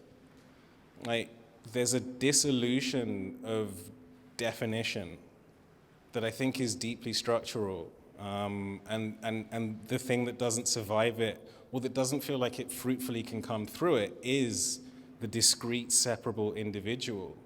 It's this extraordinary kind of touchless contiguity, And when I wrote that line in my essay about a kind of light prescription, like, yes, you are being conscripted into base. If you're in the room, it's making you work for it. Like, it didn't ask you, but also it didn't force you to come. To come back to this question of violence again. You moved towards it for whatever set of reasons you came into the building today or yesterday or whenever you come to see it. And so I think trying to claim it and own it feels like imposing a violence upon a thing that cannot be fully encompassed by any one experience.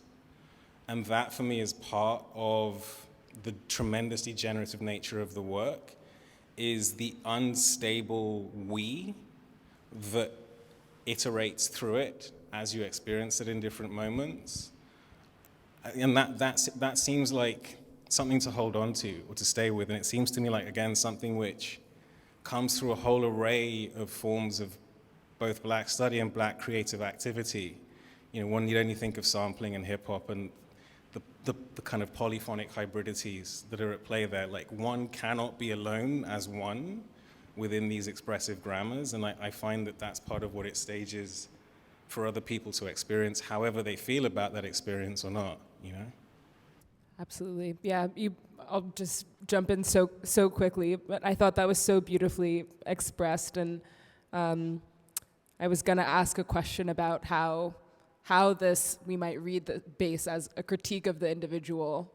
You brought up Fred Moten a few times in your presentation, and he talks about, he and Stefano Harney talk about fantasy and the hold in the last chapter of the Undercommons, and the dispossessed feelings of being in common in the belly of the ship, feeling through others. The feeling of feeling through others, which is exactly what I experienced down there. But I'll turn it over to Solveig and Michael.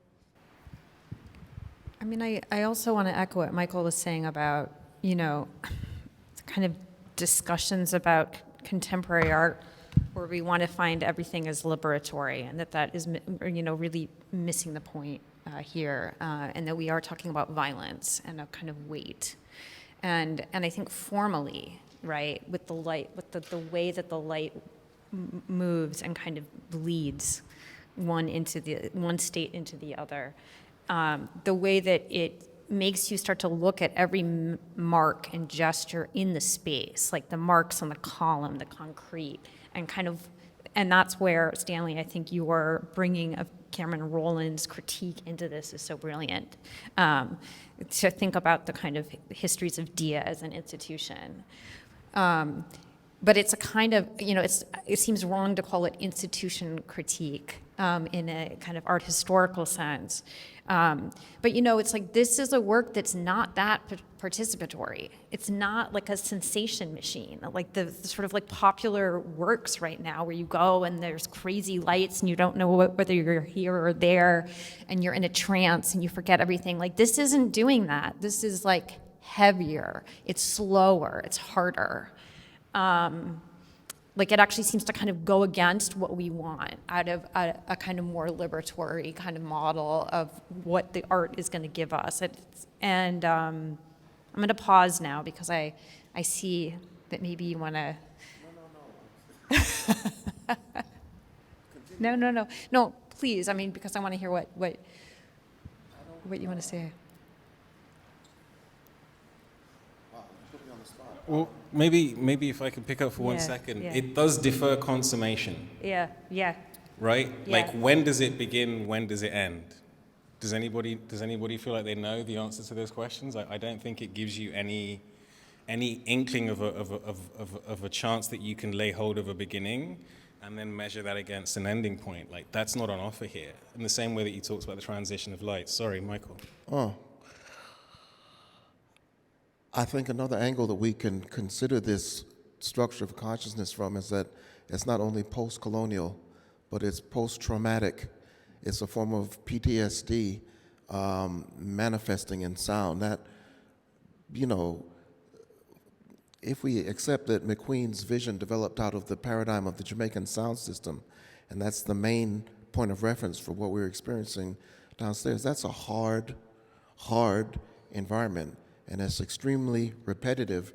You can read some of the literature on trauma theory and the types of art forms that are generated in the wake of traumatic experiences. And there are two general types that are often discussed. One is kind of fragmented or discontinuous aesthetics, things that are broken and disjointed. But the other is incessive, obsessive repetition. And so you go to a Jamaican sound system, I mean, boom, boom, boom, boom, boom, boom, boom. That's very hard. And at a certain point, it's repetitive, it's entraining, it's liberating because it opens up your body in a certain way. But, after a certain point, after a number of hours of this, it can be oppressive. And again, this is coming from someone I've spent my life immersed in the low end, So it's also a trauma. I mean, one could argue it as a trauma response. And that's maybe something else we should keep in mind. But I do think it's important the way that the work doesn't repeat, right? The kind of variance, like both the kind of improvisation that's built into the making of the sound and the sound design of the work, where it's not actually this kind of, it's not a loop. Speaking of the piece. Yeah. Yeah. I think that's where Renee Gladman became so important. It's just like this you're joining a thing that began long before you and it's going to continue a long time after. Welcome. Like, get involved, but none of us get to know how this begins or ends. All of that is structural to the elements as they are deployed downstairs. Like, that's not me adding an interpretation to the objects that have been connected together to make the exhibition. That's just the exhibition. You know what I mean? And interminability is something we have to contend with in the current conjuncture. Like, we have been living it. Like, I was thinking earlier when you shared clips from Occupied City, and obviously I started out my essay writing about Alex Wheatle and Small Axe. This is a series of lockdown works. You know what I'm saying? Like, that was happening when this was conceived. It's easy that we live in a kind of symbolic order where we, to some extent, I think, are in denial that COVID happened. But Small Axe came out under the lockdown, as did the retrospective. The first body of work of Steve's I wrote about year 3. This work was obviously conceived in the midst of that. And the sensory enclosure is a particular kind of structural device that recurs through a variety of Steve's works. I mean, very complicatedly in Charlotte, for example, which you showed. And I've never got to see it projected against a wall in a room. I got to see it in Italy, where it was that thing that you saw in the install shot, like this small cube floating in the dark, which was a really fantastic doubling of the thing that happens pro-filmically, where you actually are doing to the object what his finger is doing to the eye, just in order to see it. Sensory enclosure is something which was profoundly active in the Pirelli Hanger Bicocca version of the show. It's also entirely, as I'm arguing, the space that Brandon as a character occupies throughout the entirety of Shame. The only moments when there is plausible, clear articulation of somebody else's presence are his sister singing. That's it. That's it. It's there in Alex Wheatle. Like, when he first fights with this kid in class at the beginning of the film, he gets wrapped up in that Houdini enclosure, and he gets left laying on the floor. His skin sutured against skin so that he can't move. Like, there's this constant recurrence in Steve's work of perceptual surfaces, like the human skin, the largest organ of the body, being brought up against themselves, but in circumstances in which they cannot access the things that make us human. And I think some of that is filtered into the structure of the installation downstairs, which is why I was so grateful, Michael, when you talked about the impositions of the work. I don't know if I would call it liberatory along a kind of conventional axis where what we have in mind is a freedom from constraint. I think the reason that the sort of dendronous, tendrilled figure made sense for me to write about both this and Cameron's work is I actually think that Bounty, Exodus, Sunshine State, and Base, together with Properties, are all of a piece with a conception of human life as fundamentally and inescapably entangled. Entanglement doesn't allow you a way out. You might find some pockets of clear air here and there, but there's no outside. And if we're thinking about the roots, the passage, if we're thinking about these umbilical connections across a diaspora, if we're thinking about these improvised utterances within a space of enclosure, like the basement, like the hold, entanglement is the structural condition. And so violence is inseparably a part of occupying that space. It would be disingenuous to disguise that. And that's why I like that this particular work takes hold of me to some extent. I didn't say yes to Steve's music taking me and using me as a speaker. It just does it. Because welcome, this is how it works. It's this paradoxical thing that to understand the indefensible dimensions of violence, you actually almost have to experience it in some capacity. And it gives you that in the lightest possible way, in as much as you can just leave. You don't have to walk anywhere near it. But being in the space of this particular kind of modality of utterance does impose certain demands upon you. And it exteriorizes your perceptual activity, even if it's just for someone else to look at. So the notion of privacy is evaporated. And that, again, to me, seems like a really important structural dimension to the work and to its connection to a form of Black study that I'm especially engaged by or I find myself very motivated by. I think this word enclosure is so one that I find so generative, and Zoë Hartman enjoins us to locate the enclosure as a site of imagination, to continually generate from within the circle, as she calls it, not necessarily the thought of the outside, but the thought of togetherness, and that being the anchor for possibility. We've talked quite a bit about, the sonic dimension of the piece, and I want to anchor us for a moment in the color and the light, and it's often in Black studies and media studies, it's often brought up that there are these sort of innumerable representations of anti-Black violence in the image. But light itself is not, a neutral category in relation to that question. And we can think of the kind of brutal episteme of the Enlightenment, or what Lee Rayford has called the luminous glare of the scopic regime.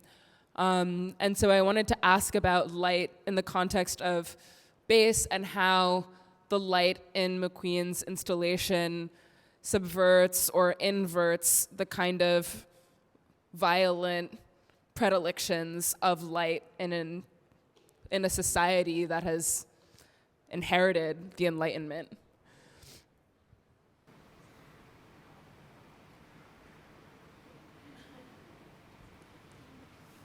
I mean, I'm pausing because this is such a huge question. And, and Michael, when you talk about kind of the sound technology coming out of war, I mean, the other thing that comes out of war is like all cameras, like television, right? The color that comes from television, and the kind of way that that color was coded within white supremacy that I think artists are taking apart, right? But that it's taking this tool that comes from that. This idea of illuminaire, where McQueen is getting that this television light is being thrown onto his figure. And, we see the kind of outlines of that figure, but I don't think that's the point. I think the point is kind of what is he thinking? And what is he doing to get himself out? Right? This kind of activity of what are you doing to get yourself out or to get yourself into another place? And so one way to think about color is it's another mode of violence, but that can also be a kind of exercise in how do you see something just a little bit differently? Right? How do you get a purchase? How can you even see the structures that we live within just a little bit from the side? A little bit obliquely, a little bit indirectly. Wow. Okay, so your ideas just stimulate a thought in my mind. Low frequencies correlate with darkness and high frequencies correlate with light frequencies, brighter. We have to ponder the extent to which base consciousness, and this is not a critique of Steve McQueen, this is a more broad cultural question, the extent to which base consciousness has kept us imprisoned in the space of blackness. Let's talk about that, for example. Let's talk about the entraining qualities of low register information and how that has created a form of political and cultural consciousness in which, in 2025, most of our scholars are being permitted, encouraged, to speak about blackness.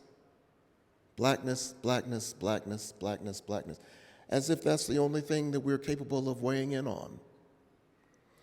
I think that, in a way, is a manifestation of base consciousness. Now, as I've been saying throughout, I'm saying that as a denizen of the low end myself, as a bassist, but also a saxophonist, in fact, a soprano saxophonist, someone who's playing on the top end, two diametrically opposed experiences. For every mention that we have in the literature that uses black culture to speculate on broader domains of cultures, how much of that is counterbalanced by the deconstructionists, the Cecil Taylors, or the whatever, the experimentalists? Do you all follow my point?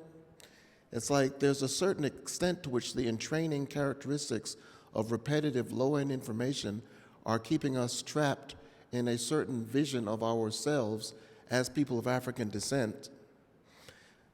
That after all, not everything about any particular culture is great, right? Cultures are complex, always evolving, always deconstructing and reconstructing. So I sometimes have to step back from the discourses of affirmation and all of that and liberation and look at the flip side of this. And I think, one characteristic of that low-end information is that it's numbing. It's numbing to the organism. Let's go downstairs and stay down there for 30 minutes. When you come back up to the light, you'll be shocked. You'll start to, your mind will come back to life because those low frequencies are lulling your organism to a certain, it's like they're slowing your vibrational frequency down to a certain place. We don't want to exist perpetually in that space. Again, this isn't a critique of McQueen. This is just a broader cultural question about the modes of consciousness stimulated by these different sonic constructs. So I just wanted to throw that idea out into something that you mentioned, because you talked about being, what was the word? You talked about escape and liberation from a certain, I'm sorry. I remembered it when you said it, but I think maybe I've drifted I think I was talking about trying to find your way out. Trying to find a way out, exactly. So the question is, to what extent do these frequencies enable us to see a way out or find a way out versus the extent to which they keep us trapped in a certain vision of ourselves? Yeah, I'll just add there, I think, I'm the photographer of the three of us, so light's my jam. And I've had very different experiences of bass. This is I think the fourth or the fifth time I've seen it. I can't quite remember which, but I know for a fact that the first time I saw it, I was thinking about light constantly. That was at the opening of the gala in the summer last year. And I also know from the notes I took the second time I came, I wasn't thinking about it at all. That I think it depends for me on when and how I enter the space as to how primary that element of its sort of operation is in what it is that I'm attending to. But some very obvious things that I think are worth just saying because they might be present sensorily in the room is like, I'm in a grow house. Like I've never been in a grow house before, but actually the hold is a space of incubation precisely for crops.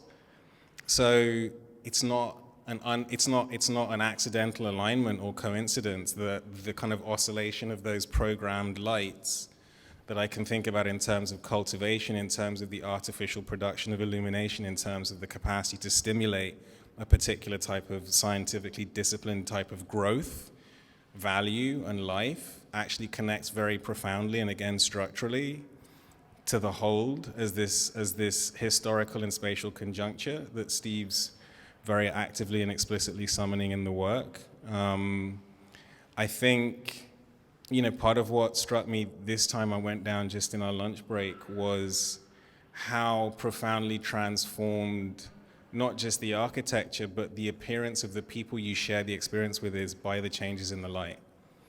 It's like I was thinking a bit about what Solveig said in her presentation before the break, and I suddenly was walking around the space thinking, oh right, the light is a casting director, but you don't actually change out the actors. Like the whole scene just flips. and suddenly you're in an entirely different symbolic and affective environment. So the light, for me, both suggests a kind of infinite iteration or plasticity. At certain points, it feels regimented and kind of mathematical. At other points, it seems to me like it's much wilder and looser in its sort of mutations. I do think that as I look up, I think about the beyond and the outside, but actually a lot like what Solveig said, and this happened today and the last time I was here, I much more quickly then tend to look down and watch how other people are watching, and I look in particular for people who are looking for their shadow, because there is a precise place in the installation where that question you started us out with is materializing, where there's an absolute coincidence of form and formlessness, right, which is happening as a pure function of light. And if it is possible for being and the historicity of being to be eradicated by the application of light, then that again is a kind of thought that one wants to bring to bear, not just on the history of cinema and on its kind of genesis and its most customary kind of operations, which I think would be kind of in keeping, Michael, with what you were saying. The action movie in which thousands of strangers die without anybody that you actually having to die in a way that you live with. Like, there are lots of registers of low information that are given, I think, tremendously high wattage in contemporary culture. And here I was like, oh, right, there's no screen, but I do still understand myself to be in the space of cinema. There are no actors, and yet I do still understand myself to be in the space of cinema and projection and action and response. There's this extraordinary soundscape. And yeah, so for me it was like, okay, this plasticity, this capacity to be both and across a multiplicity of ands rather than in some simple stable binary, that's a big part of what this is generating and offering. And light is, as you're right to point out, an element in that sort of ensemble that we haven't talked so much about, but that does, I think, for me at least, play a really foundational role. I think it's also really different from a lot of works that we consider in the tradition of kind of light and space art, right? And the kind of James Turrell, the kind of neurological science of the way that we see and the production of a kind of illusion, or this kind of sense that maybe we own the sky, which I always feel kind of in relation to James Turrell that I don't at all in McQueen, even though he's using some of the tools, right, with the LED lights and with your changes in perception. But I think, of the way in the club in which our visual appearance is changed by the lights. Like, why have light shows been such an integral part, even in Occupied City and this apartment, to the way people gather together and kind of see themselves looking in a new way, presenting some aspect of themselves through this collaboration with color in the lighting, and the kind of generative and like experimental aspect of it. And so I guess, my point is that, not to conflate maybe what we're talking about, this kind of like low register of the violence of popular culture and this work, which is about a kind of base register. In this work, I'm finding that the kind of dampening of some perceptions is allowing for the heightening of others, right? And so that it's a kind of amplification. Steve, I think, talks a lot about this idea of going to the foundation and wanting to get to the foundation with his work. And so that there's that kind of architectural metaphor built in to the project. But really, it's like you think about the brilliance of his camera, like how his camera flips and moves through the decades in all kinds of ways with like with drones, with helicopters, with a Steadicam, right? And when I'm in that space, I kind of think of myself as that camera. Yeah, actually, there's just one thing that you reminded me of there is, and it's as well that we don't have the footage, there are small children here, but in Shame, the one moment where the lead character has an orgasm on screen, the entire visual field suffuses to orange. It's saturation, right? Like, in this film with very clipped and clean grays and whites and that kind of horrid glassy green, all of a sudden, right towards the end, as the music crescendos, everything suffuses orange. And for just the briefest of a second, Michael Fassbender's character looks directly into the camera. It's just a kind of glancing moment as the camera's tracking, or he's moving that way and the camera's moving this way. But saturation is I think, again, something that's very deliberately unfolding down there. And it creates a certain commonality that is unwilled and uncommon, but absolute and absolutely simultaneous. And then it's just for you to decide what you want to do inside that envelope that you share with all these other people. You're making me think of Christina Sharp's essay in the catalog, Saturation, which she calls a figure in Black culture. And that's the last thing I'll say, because now it's time for audience questions. Before, I just want to... Oh, okay. Oh, sorry, I don't want to boom into it. But before we go into having our audience ask questions, I just had one comment that, I mean, there's so much richness here, but there was one thing that strikes me, and I think, Stanley, it's to some extent what you were talking about when you're talking about abstraction, and then, you know, all of the sort of, what I perceive as a lot of also contradictory aspects of this. And, you know, Paul Gilroy, in talking about the Middle Passage, you know, has said that the terrors were unspeakable, but not inexpressible. And I've had these conversations with Steve over a period of years about the notion of destabilization, which I think is it's operative in a lot of his work, you know, such as in Static, where the roar of the helicopter blades has a kind of destabilizing effect, or in End Credits, which is a work in which, you know, there's the redacted FBI files of Paul Robeson, and you know, a soundtrack of people speaking, but it's out of sync with what you're looking at on screen. And so he uses that device in, I think, a number of his films. And I've had these conversations with him specifically actually about Warhol and the destabilization of the image. And I just wondered if anybody has a response to if that's operative in bass. Totally. Yeah, I mean, every effort that I make to bring my body into concordance with its movement under those lights fails. Okay. Every single time I've tried to programmatically make light and shadow move with my body in that space, I failed. And that deferral, the deferral of the consummation of that is a kind of, it's an itch I can definitely keep scratching. I think it's a remarkable skill to make people consciously aware of their perceptual experience of suspension of disbelief while they're actually suspending their disbelief.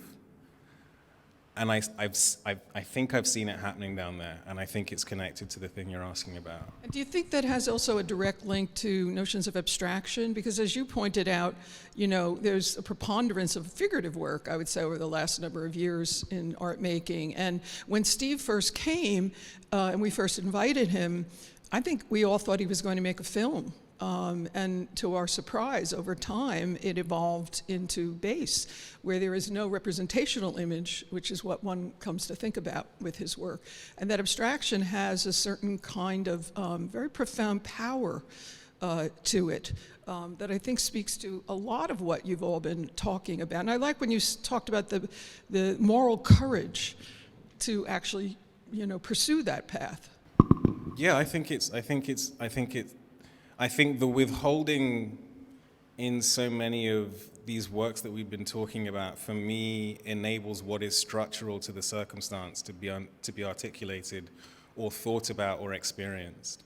So the excessive stimulation of Brandon, like at a certain, I don't know how other people feel about that film when they sit and watch it, but I want out of the envelope of his onanistic incapacity to feel anything outside of his own pleasure. I need out of it. Like it gets to a point in the film where I'm like, something from somewhere else has to be able to happen inside this vacuum. And it's that suppression of a thing that in a very paradoxical but direct way generates the kind of presence or the awareness of the thing for me. But I don't know what do you guys think about how abstraction plays into this? Yeah, I mean, and it's also the least liberatory gay. It's like the least liberatory gay sex scene ever. Right. Like, speaking of kind of complexity, but I think that this is what I mean by the legacies of early video, not the idea of the kind of body in front of the camera that I know Steve has been hit over the head with, like in a way that he's like enough.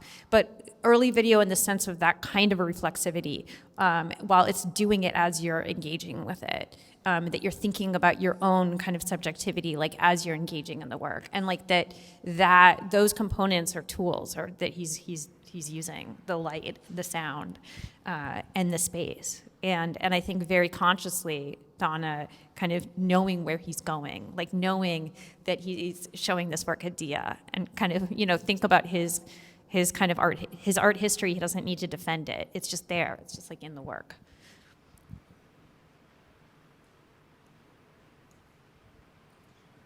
This is just a random idea that occurred to me. One thing I would really love to see is if we had an adjacent gallery, there's a piece which has been filmed. The composer was the now late German experimental composer Karl-Heinz Stockhausen. It's one of his last pieces. It's called a Helicopter String Quartet. I don't know if any of you are familiar with that. And it basically entailed Stockhausen creating a score, giving it to 4 separate string players, 2 violins, a viola, and a cello, and airlifting them in 4 separate helicopters. And they're playing simultaneously, but they're in different helicopters. And the point is, the music is very abstract and chromatic, and part of the music is also the sound of the helicopter rotors. And I think it would be really interesting and compelling and challenging to have these 2 installations, one kind of celestially oriented, and one, bass, bottom, low frequency, the past, history. Juxtapose them and see what kinds of cultural visions we could realize or experience out of the moment of that juxtaposition. That's just a thought that occurred to me. You can find that on YouTube. The helicopter, it's probably the Helicopter Strike Quartet. It's rendered in German on YouTube. But if you keep this piece in mind and look at that piece on YouTube, the juxtaposition will generate some really interesting insights, I think. That's all I want to throw in the pot. Fantastic. Oh. Yeah, we have a microphone, I believe, Yeah. somewhere if people have questions. And there's one at the back as well if you have a question back. I think there's a question over here. Just in the white baseball cap, yeah. Well, I just wanted to ask about the way that you guys discussed violence and the body being brought into the space, because I think this is something that Steve has been doing throughout his career, and Mazur talks about it in Haptic Visions, the way that he projects into the space and then kind of sucks the viewer into the space with the work. And I think maybe this is the work where he's done that the most intentionally, effectively, in terms of really suffusing everyone within the space into the work. And maybe that's why he doesn't like the idea of abstraction, I don't know, but maybe because the viewer is the person, is the object, or is the visual object of the work. But I wanted to ask about the idea of violence, in the sense that I agree that the work kind of creates this inevitable, inescapable environment for the viewer, but why is that only a violent experience, or is it violent, but also can it be violent in the sense that it's transformative, or it's violent and additive, but not necessarily detractive? Like, how do we think about violence in that sense? I think it's a multimedia work. Obviously, it's a multimedia work. There's a light component, there's a spatial component, and there's a sonic component. And I think, as Stanley did in his comments a few rounds ago, you can either experience those simultaneously, or if you're capable of it, you can separate them. I don't think that environment would be very productive as a grow room. It looks like it could be a grow room, But in fact, if you tried to use it as a grow room, your plants wouldn't survive because they'd be nourished by the change in light, like you rotate lights in grow rooms, but they'd be killed by the low frequencies. Because there's been a lot of work done on the effect of different types of music and sound on plants. And the plants would thrive in the light environment, but they would perish in the sonic environment. So, and I guess the spatial environment is there. They could branch out. If they could grow, they would branch out in all different directions. But that's something to think about. If you can separate the different modalities of the work, you can have different experiences. Taken as a whole, I guess that's open to question. Yeah, I'll take a stab. I pulled together a bunch of quotations when I was starting to think about speaking here, just insights that I find generative and specifically relevant either to bass or to bass within the context of the other works on display here, or to bass in addition to, Exodus and Bounty and Sunshine State down in Chelsea. And one of the quotes that I pulled was from a lecture Fred Moten gave at the Art Center Pasadena in 2016. So if you type 12-4-2016 Fred Moten and Vimeo into Google Video, it will bring you this talk. The audio is terrible. Like, I don't know what happened. The audio is not good, but it's worth sticking with it. It's a fantastic talk.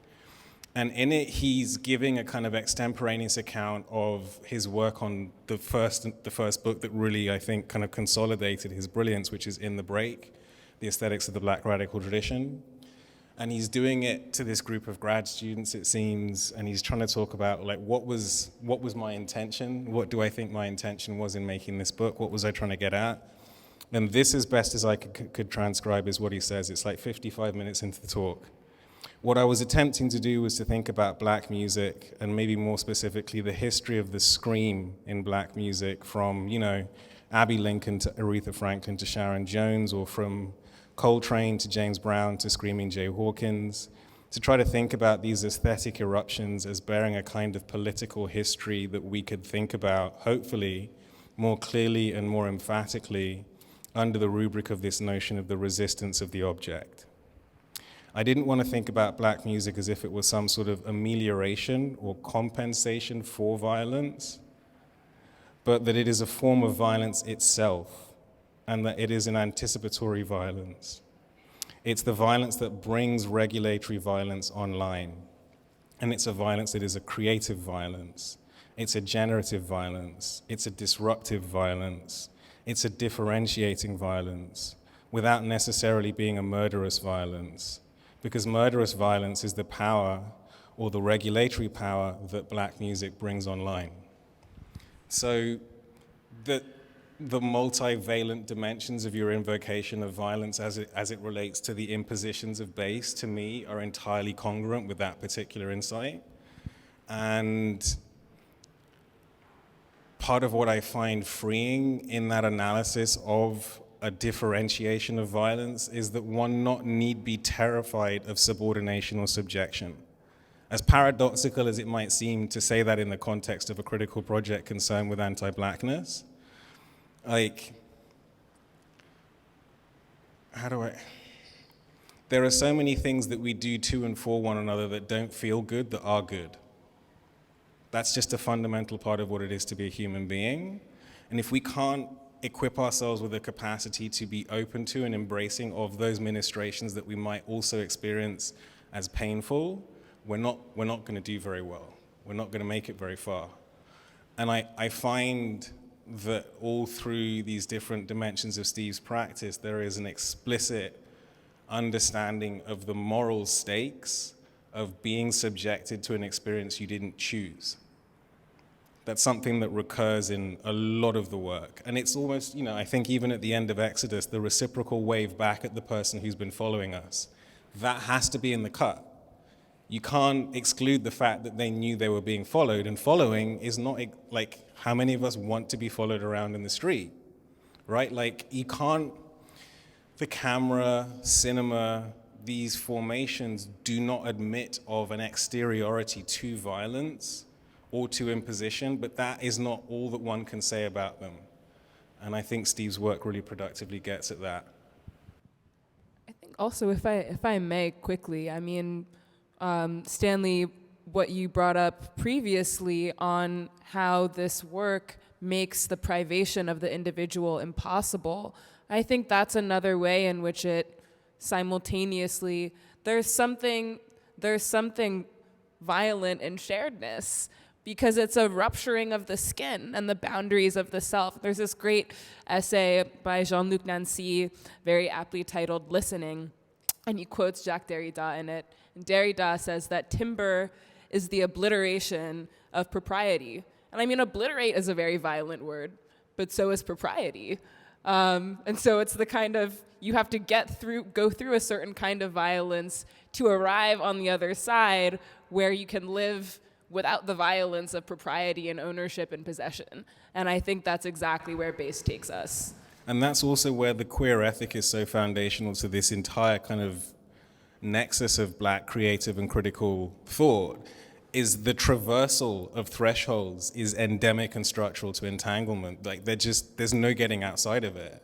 We are all up in one another, right? Like, that's maybe how Fred might say it. And it's, this is part of why I found Solveig's responses to Steve's work so generative for me, because they're describing a set of architectures that are meshing in unstable but constant ways within the structures of these projects that queer you, whether you want to or not. Like, that is just part of the bargain of being in this space. Welcome, right? Like, that's why I don't ever really want to be in a position of arguing against something like violence in any kind of a uniform or unilateral way, whether it has to do with spectatorship and participation in art, or whether it has to do with language, or there's just a broad spectrum, and we need to be mature enough to contend with the fact that so many of these dimensions of our experience in which we understand ourselves to be violated, let's say, aren't actually violent in the sense of being morally wrong. Absolutely. Are there additional questions? See. Thank you. I just wanted to comment on my experience with bass. I felt very comfortable and intimate regardless of the physical space that it occupies. But when you introduced or talked about the concept of underground, I thought about that and I said, I think people of color are constantly, in a lot of instances, in an underground situation because we are not accepted on the same plateau as other folks see us in that sense. So I just wanted to ask, do you think that that bass is an underground phenomenon or that kind of a space as opposed to how other people or how we look at it? Is it really, underground? I don't see it as underground. I never felt that way when I was there. So maybe you could address that to some extent. Thank you.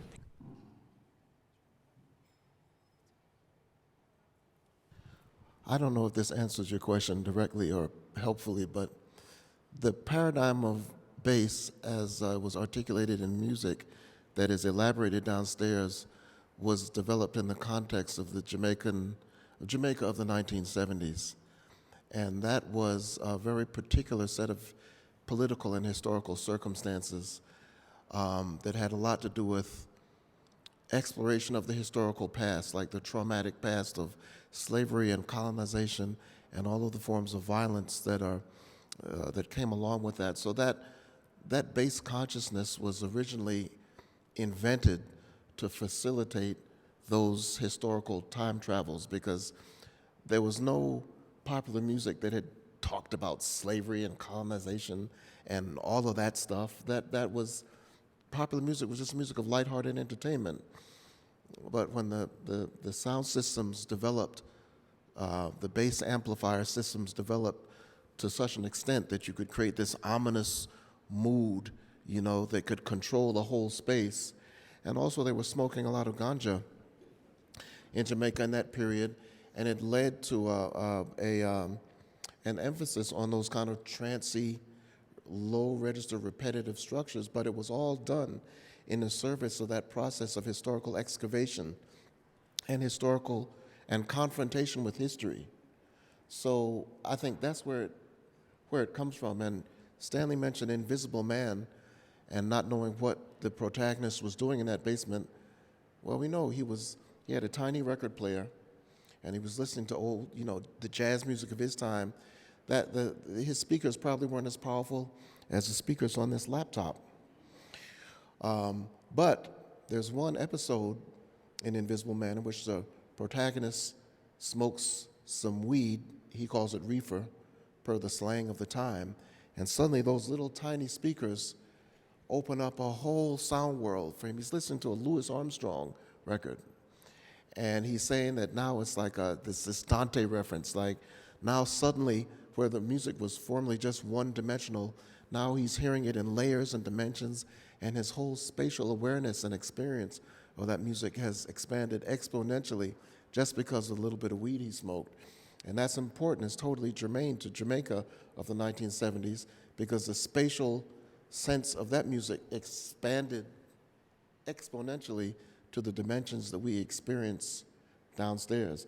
But I would say it's all generated out of that need to excavate the past and confront the past, in the interest of, as they sang in Jamaica at that time, breaking the shackles, and creating a new vision of a kind of cultural future that we could move forward, but it couldn't be done until the suppressed past had been reckoned with.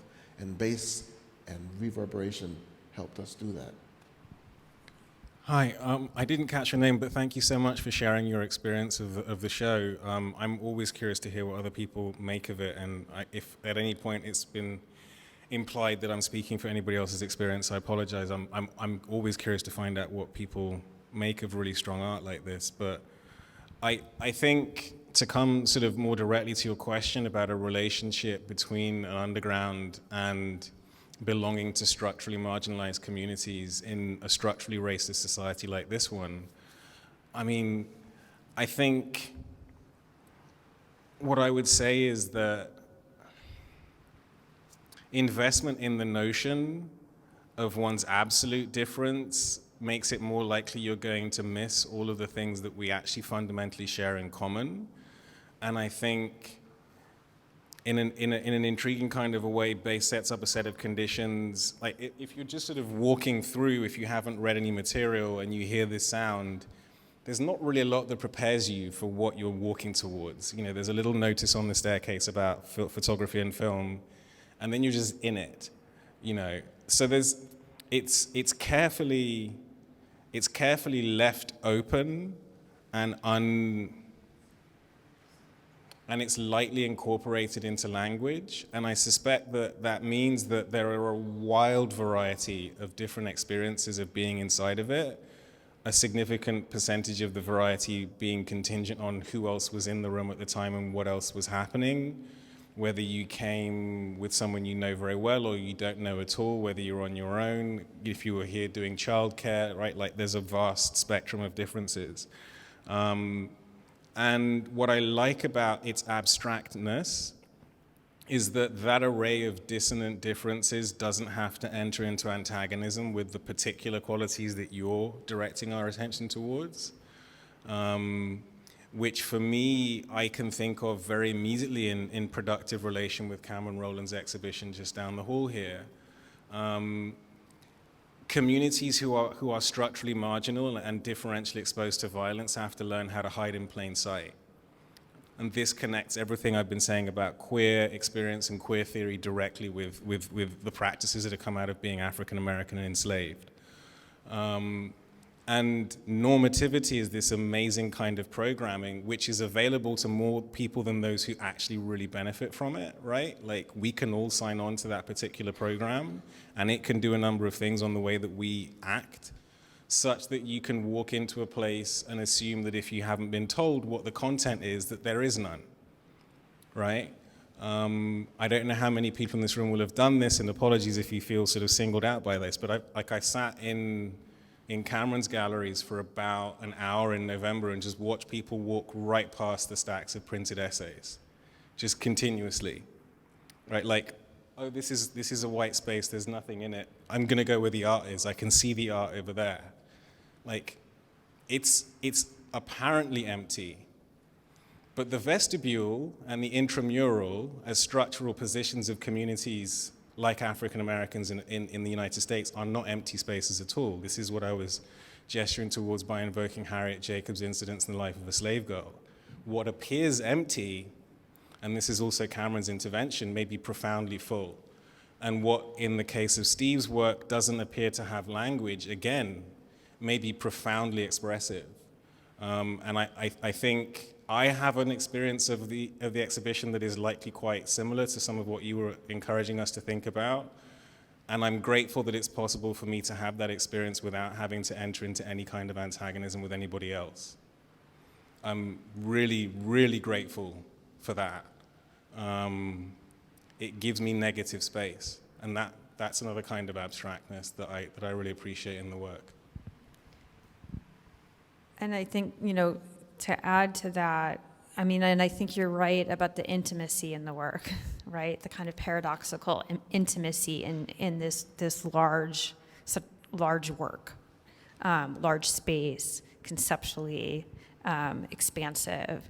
And, one way of thinking about that in relation to this question of underground, which, I mean as a kind of response to Stanley as well, is that there's more than one underground. There's always more than one underground. There's overlapping undergrounds, and one has multiple identities or in different kinds of undergrounds all at once, right? And that those things don't align.